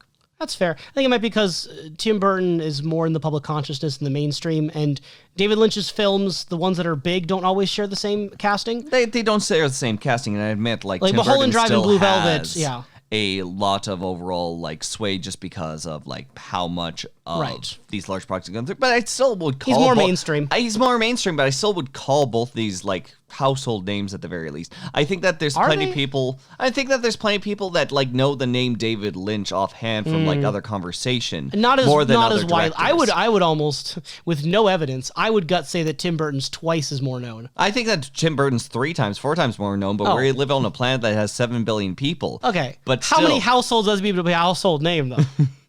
Just enough for it to be specifically in the States. Okay, fair enough. Because that's in our current social consciousness. That's fair. Okay. So moving on then to David Lynch's style as a director, kind of the things that separate him from other directors in terms of camera work, choices in how he frames things. Do you think, I mean, I know that you dabble sometimes in kind of indie films and kind of oddities. You're more into animation. I don't know what your scope is as far as Lynch's contemporaries from the 80s or 90s or 2000s when it comes to directors. But when you think of the way David Lynch shoots a film or the way David Lynch makes a film, what comes to your mind first? Like, not the story, but just like the visuals, the sound. What comes to your mind? Like, are you saying that more so what comes to mind when the movie starts, or like what comes to mind first when David Lynch enters my head, like as a director? It's the latter. The latter? Yeah. Not much. Every single time that I see sort of his films, like the broadest thing that I can tell you right now is more so like certain elements, certain ideas, the things that we tag onto him. But then again, that's just motifs, themes, just like the general idea of like what David Lynch has done. When it comes to David Lynch as a director and when I'm popping into a new movie, do I expect the broad appeal of these items to go through? Sure, but they are oftentimes recommunicated in a different order, a different sort of like broader story, that at the very least, the biggest thing that I would say comes out of David Lynch as a creator, referencing back to what I said earlier during this pod, is the fact that there's a possibility of failure. So there's many like directors or like many sort of like fields that I see, especially whenever it comes to like mainstream works and so on, that failure becomes less likely. So you're saying you take risks? Less of takes risks and just more so willing to sort of like slash the tires on someone's car to keep them from moving any more forward. So in terms... It's less of a risk and more so willing to kill. Like, here's the difference. Like, because like sometimes characters, again, will take no risks. Sometimes characters will end up taking all the risks. But in the same term, like, you can still fail when you take all the risks or no risk. The failure can still be there. My example, for someone who takes minimal amounts of risks and still ends up coming across something that could be perceived as success and failure, comes from the main character of someone such as a Eraserhead, if you will. Henry. Like Henry. Because for the most part, this individual is very idle and sort of like moving around and just trying to kind of like teeter-totter on this overall balancing board, and eventually like something sort of like breaks out. How much is that grounded in reality or not? That's up to more and more questioning, but still, regardless, hardly ever takes risks. Little old Henry just sort of like sits around and takes things in, as opposed to someone who takes every single risk and somehow kind of comes out on top. Blue Velvet's overall character, Jeffrey, will be one in which is very hog wild compared to other protagonists, despite the performance being much more subdued. Well, having this overall range of sort of like interactions makes it almost like a little bit of a shuffleboard whenever I see a new protagonist introduced in David Lynch. So again, that goes back to the writing. I'm curious about the directing more so. The writing and the directing are going hand in hand when I consider David Lynch, especially whenever it comes to these broader projects. But just specifically talking about the directing style, like the camera work, his technique. His technique? Enough that's changes and becomes this variety. Do you think he's a risk-taking director? Like, do you think that... I don't know what that means. Well, that's what I'm wondering is, do you think that he does things that, with his camera work or directing, that are visually challenging or are different enough from what you typically see that they're almost like trademarks or calling cards of his style? I'm unsure, or at the very least, something hasn't stood out for me. Say, for example, we use camera work. I think that there's been enough variety in, like, say, for example, different shots that I don't know whether or not David Lynch gets more, like, hands-off at certain points where, like, he will let a cameraman sort of guide it, or if he becomes the more strict director that he has to get more hands-on and sort of, like, push these overall ideas. He's not standing up for me for that, just because, again, like, each of these films has something I find very unique whenever it comes to certain close-up shots, certain establishing shots, that I don't know how much is David Lynch influence. So I suppose I'm not able to grasp that as much as perhaps you would be able to. So it is interesting what you're kind of saying about his consistency with shots. I mean, David Lynch seems to be a very hands-on director from what we saw from Lynch 2, in that he is very specific in what he wants and what he kind of expects out of actors' placement materials, down to the point where he makes a lot of the props himself because he wants it a very specific way. There's behind-the-scenes clips where he's, again, very, very blunt with those sort of things. So I imagine when it comes to the visuals of his camera, it's probably similar. And I was kind of looking into it a little bit as you were talking and kind of thinking about this. You know, who are his cinematographers? And for the most part, he has worked with a pretty consistent set of cinematographers, which isn't unusual for a director. But between Frederick Elms, Freddie Francis, and Peter Deming, it seems like he was able to find people who understood kind of his vision, and he maybe worked better with communicating it to them, or in turn, what they already kind of gravitated toward artistically matched up with his own enough that they needed less guidance, perhaps. But he had a few people who he trusted repeatedly on multiple film ventures, across genres, even with like Dune being obviously an outlier, to work on these things. When it came to Inland Empire, he is listed for cinematography. He was the one with the handheld camera a lot of times. So Inland Empire is kind of weird in that it's the outlier, but it's also the closest we get potentially to what David Lynch wants visually. In that time, he had so much control over what it looked like that probably every single camera choice, either he was the one behind the camera or he was breathing down the neck of the person with the camera. So I think that's probably our best indication of what pure Lynch's visual style would be, at least insofar as that time period. He can change. Yeah, I would say that hypothetically speaking, yes. There's also, I would say, yes, we've seen him be more blunt to various crew members, but if he's been reworking with individuals and bringing them back in, if you will, how much sort of credences does this person give?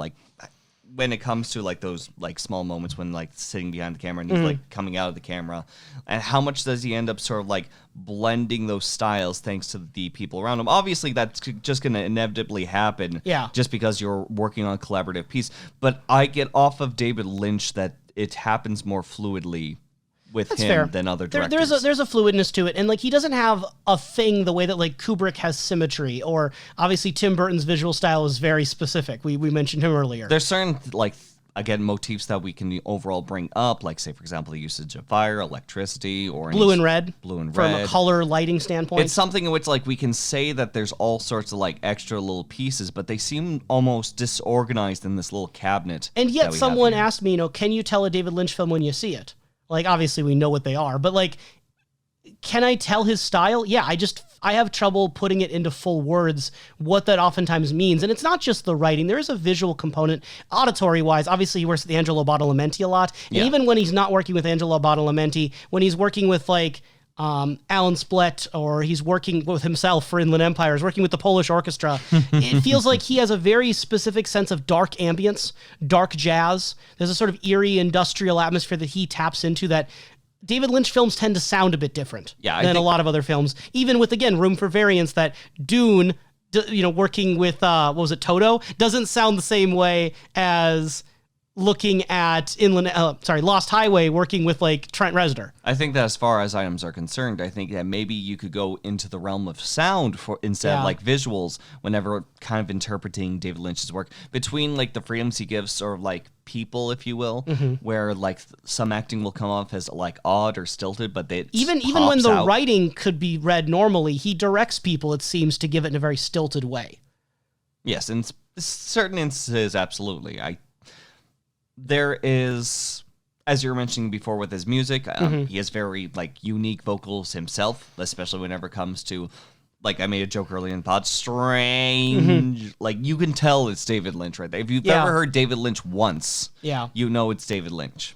That's what's interesting, I think, about this kind of conversation, and maybe we're getting more specific and nitpicky than a lot of people would want, but what I think is kind of interesting about this, though, is that you and I would both agree that the thing that most interests us about David Lynch is the aesthetic and the atmosphere and the way the films feel, right? Yes.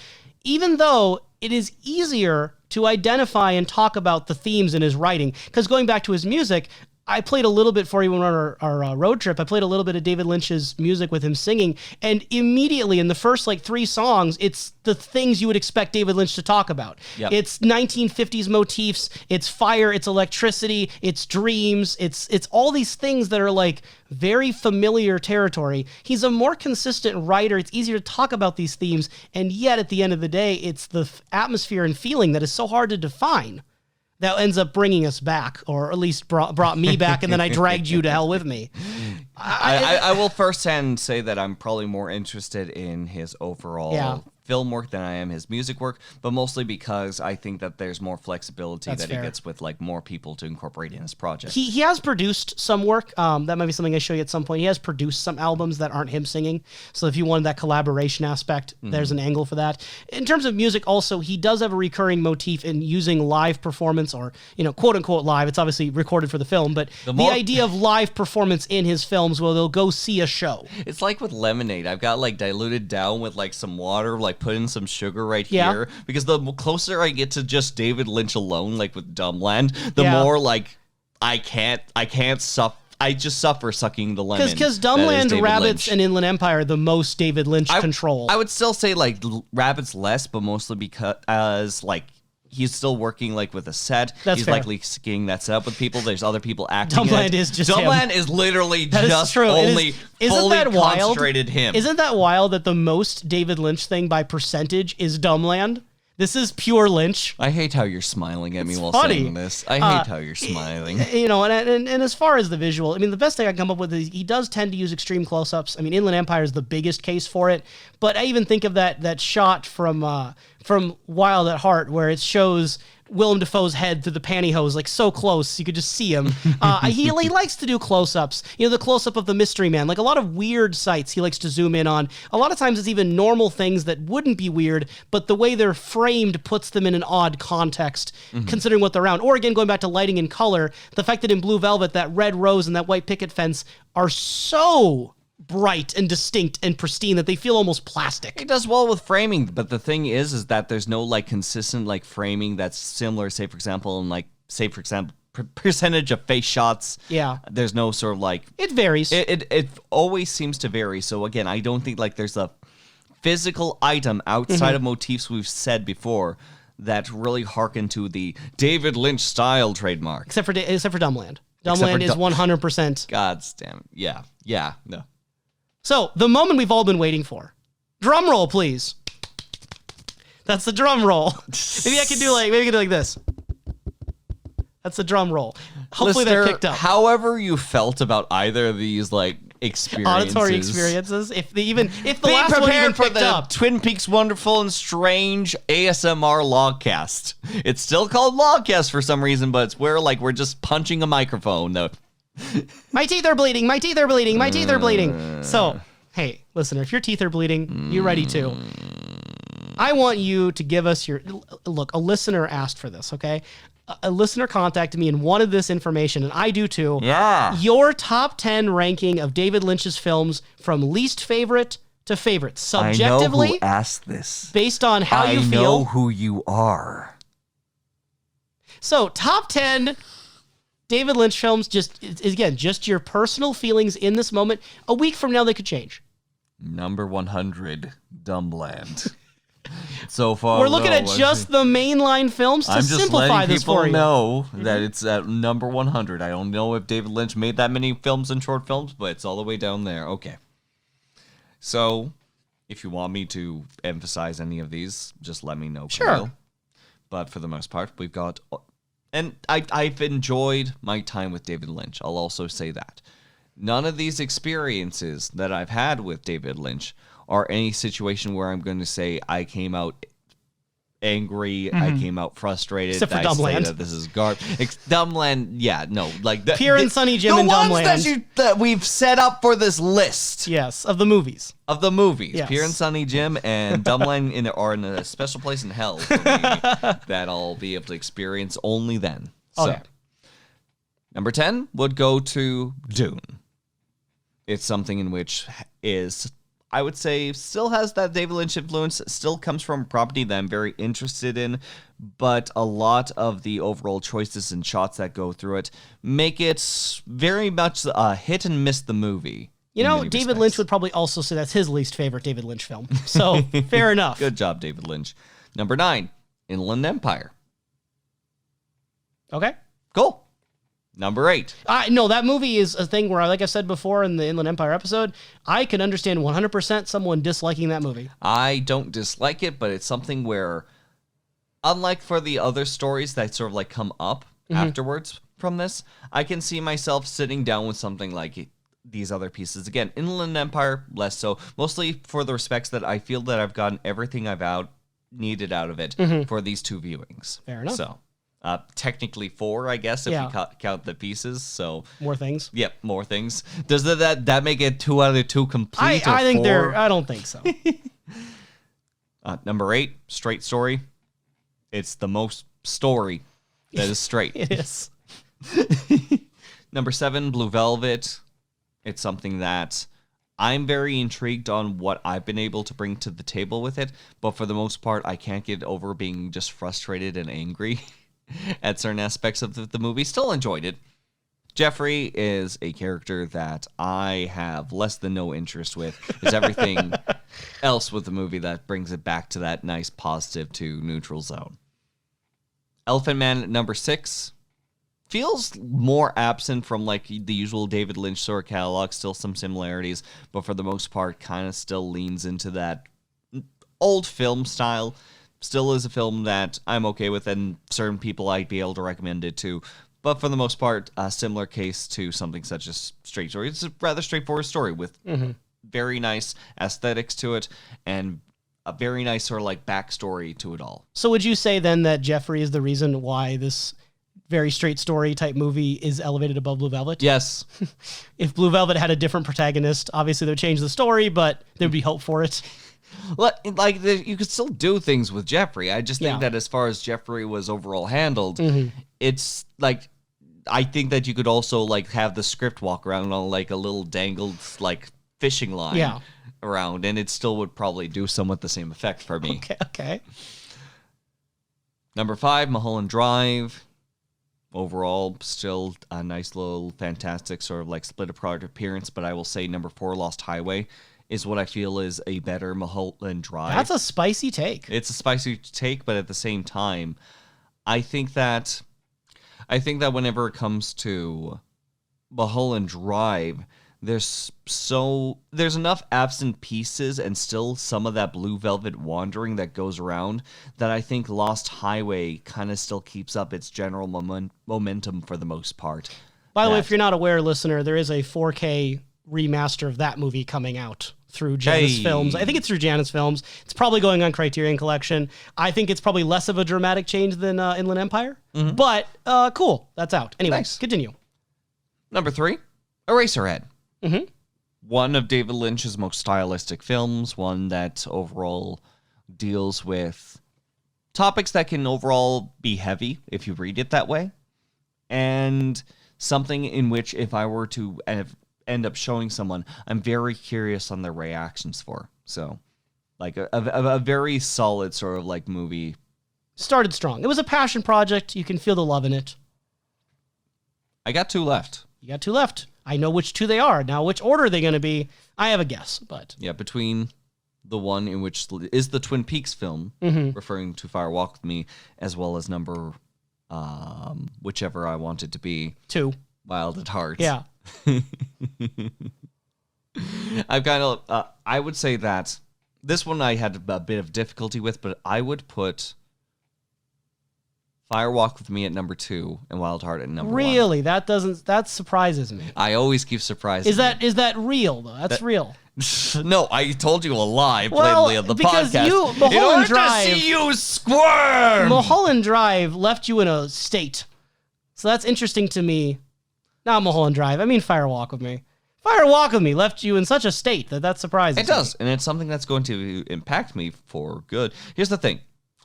I have a very convoluted and complicated system. Like, whenever it comes down to, like, films that will be my favorite out of a list, I can still take those individual films and still put Fire Walk With Me as one of the most impactful films for me. That Wild at Heart is not going to own up to that slot.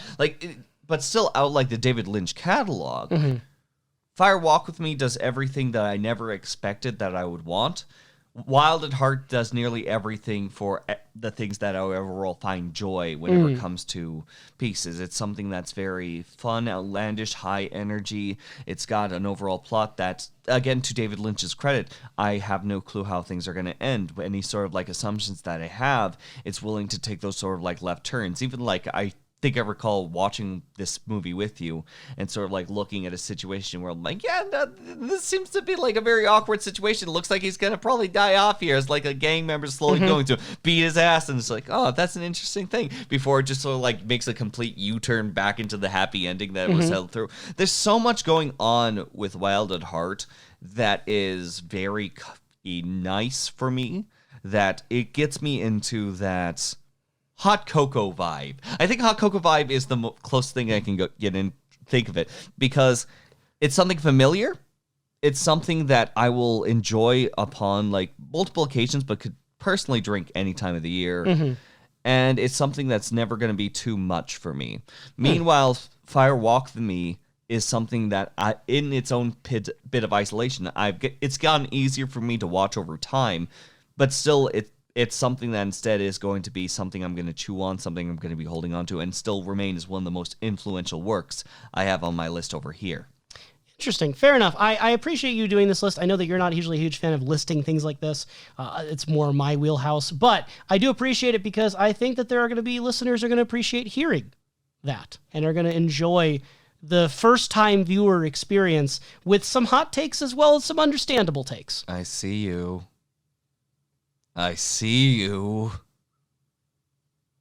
So I'm going to go kind of quickly through my top 10 list because I think that, again, I've been pretty vocal about a lot of my feelings as I've watched, and I feel like mine are a little more consistently the same because I've seen all these films before.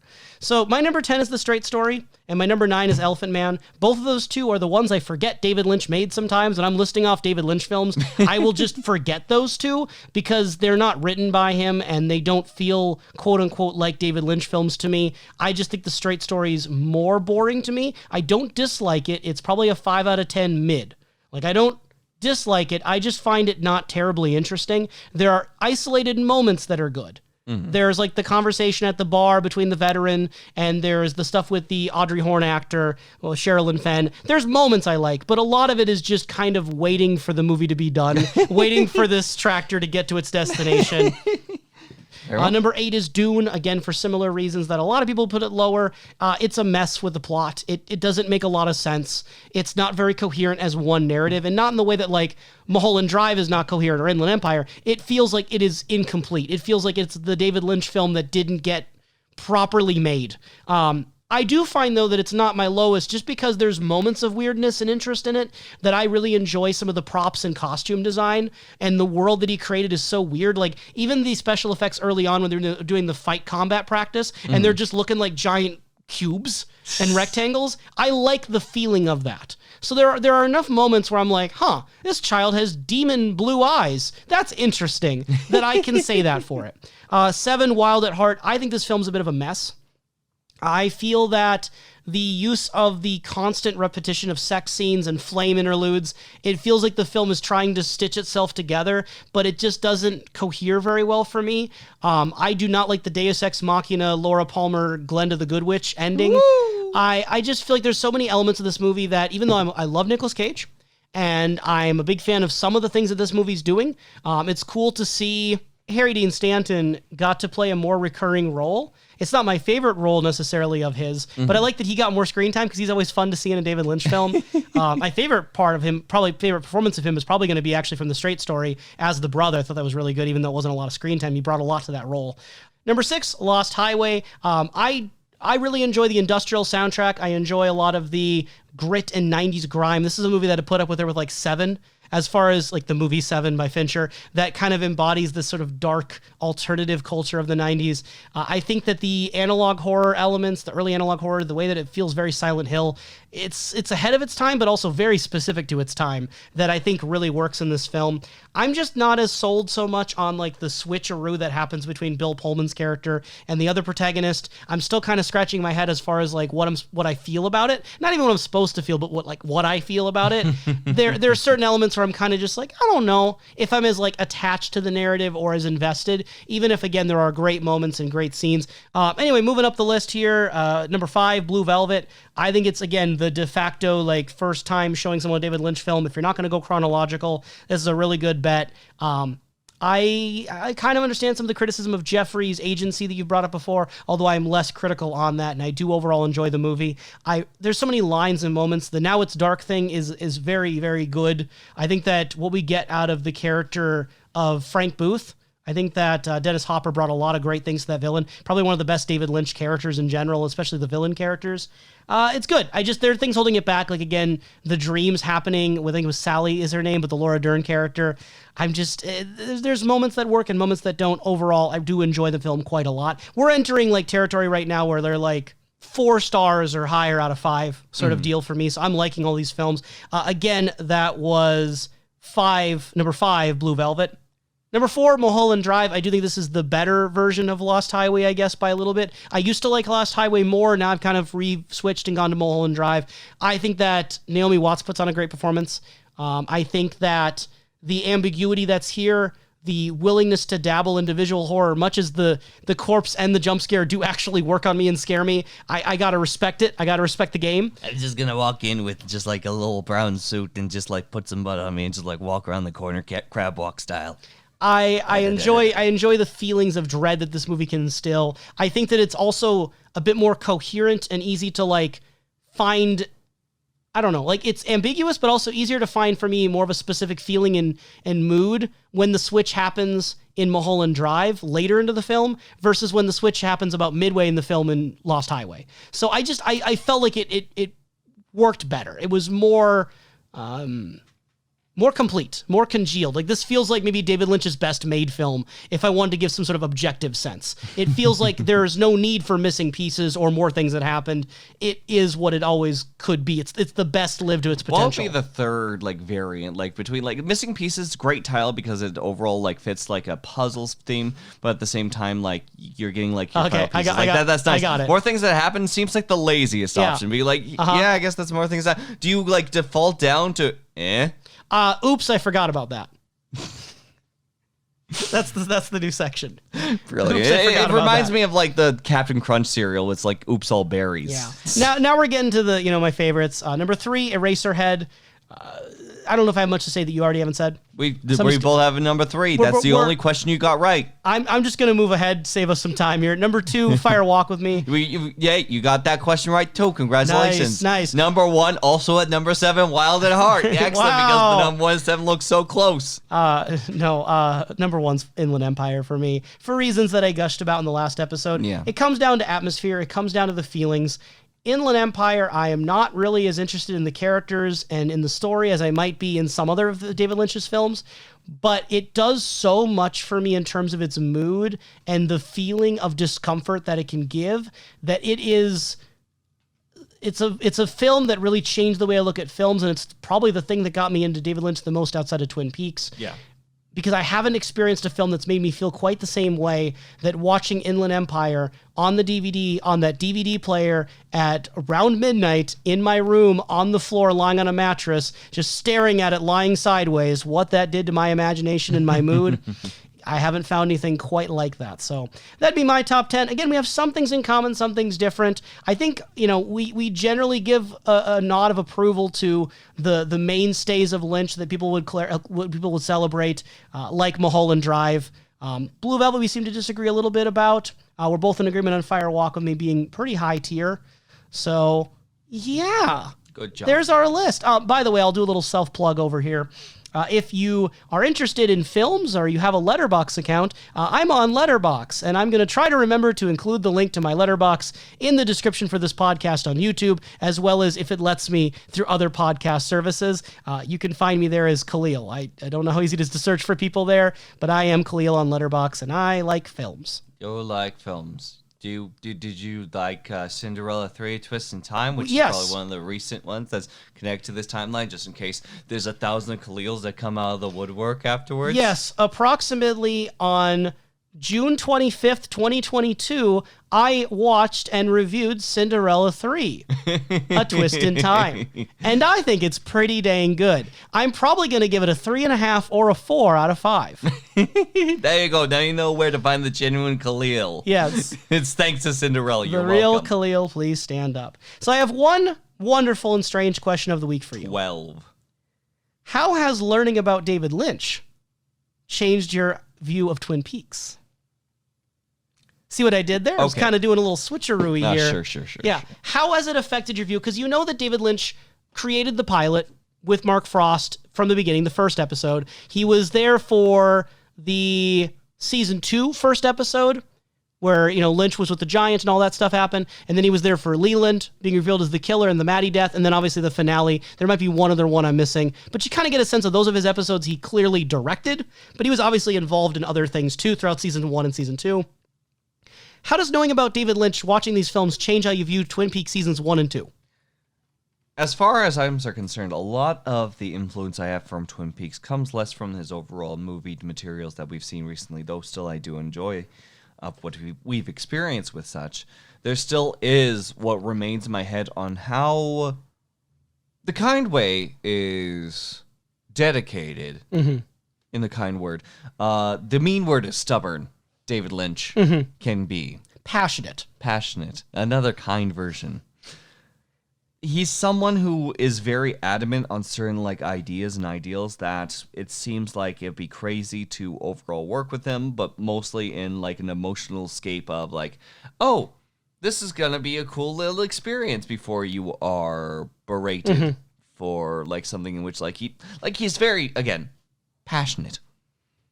But that passion will also be redirected in ways that I don't always agree with David Lynch, and I don't know like how much middle ground I can get with him, if you will, with that. Of course, like everything is a compromise whenever it comes to like making media and so on. The thing is, though, that with post-production on something such as Inland Empire, when it comes down to when he's making these overall pieces, at the very least, I am excited to see where he is putting his all into. Like this guy doesn't seem like he holds back for a director, and in that respect, I really want to see what his interpretation comes to with The Return. But it's not something in which maybe it's extremely disgraceful for me to say. I don't know how much I'm going to hold onto a canon idea based again on the unmoving, unwavering notions I've gotten off of the director thus far. Before we get to David Lynch's Twin Peaks: The Return, we're going to be looking at Mark Frost's Twin Peaks: The Secret History of Twin Peaks, the first of 2 major books that were released around The Return's air date. Because The Secret History of Twin Peaks came out before The Return, we're going to read it before The Return. This is likely going to be in multiple parts. If I had to guess, don't quote me on it, even though I'm literally recording this as a quote right now, I would say probably 3 parts. Could stretch into 4, could stretch into 17, could stretch into 18 and be as long as The Return. But we'll be looking at The Secret History of Twin Peaks coming up soon. So if you haven't read the book, or you've read the book a long time ago and maybe want to freshen up on it, I would encourage you to check out the first, roughly third of the book before the next podcast, if that is something that interests you and might help you get more into the conversation. We are going to be going over, obviously, spoilers for this book. So if you haven't read it and still want to listen to the podcast, you do so at your own peril. You are entering the lodges. You are entering the Red Room. Is your soul of perfect courage? Kalil, how much courage do you have, knowing that at the very least, we are almost to The Return?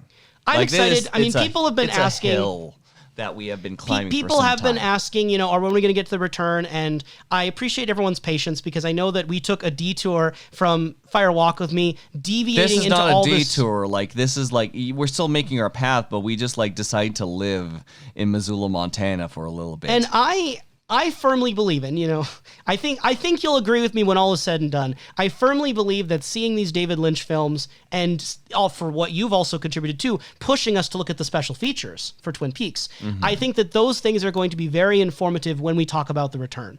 Because you will know going in that David Lynch directed all 18 parts of The Return.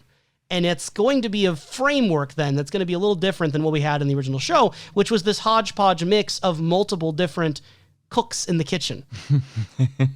David Lynch is our chef supreme at this point.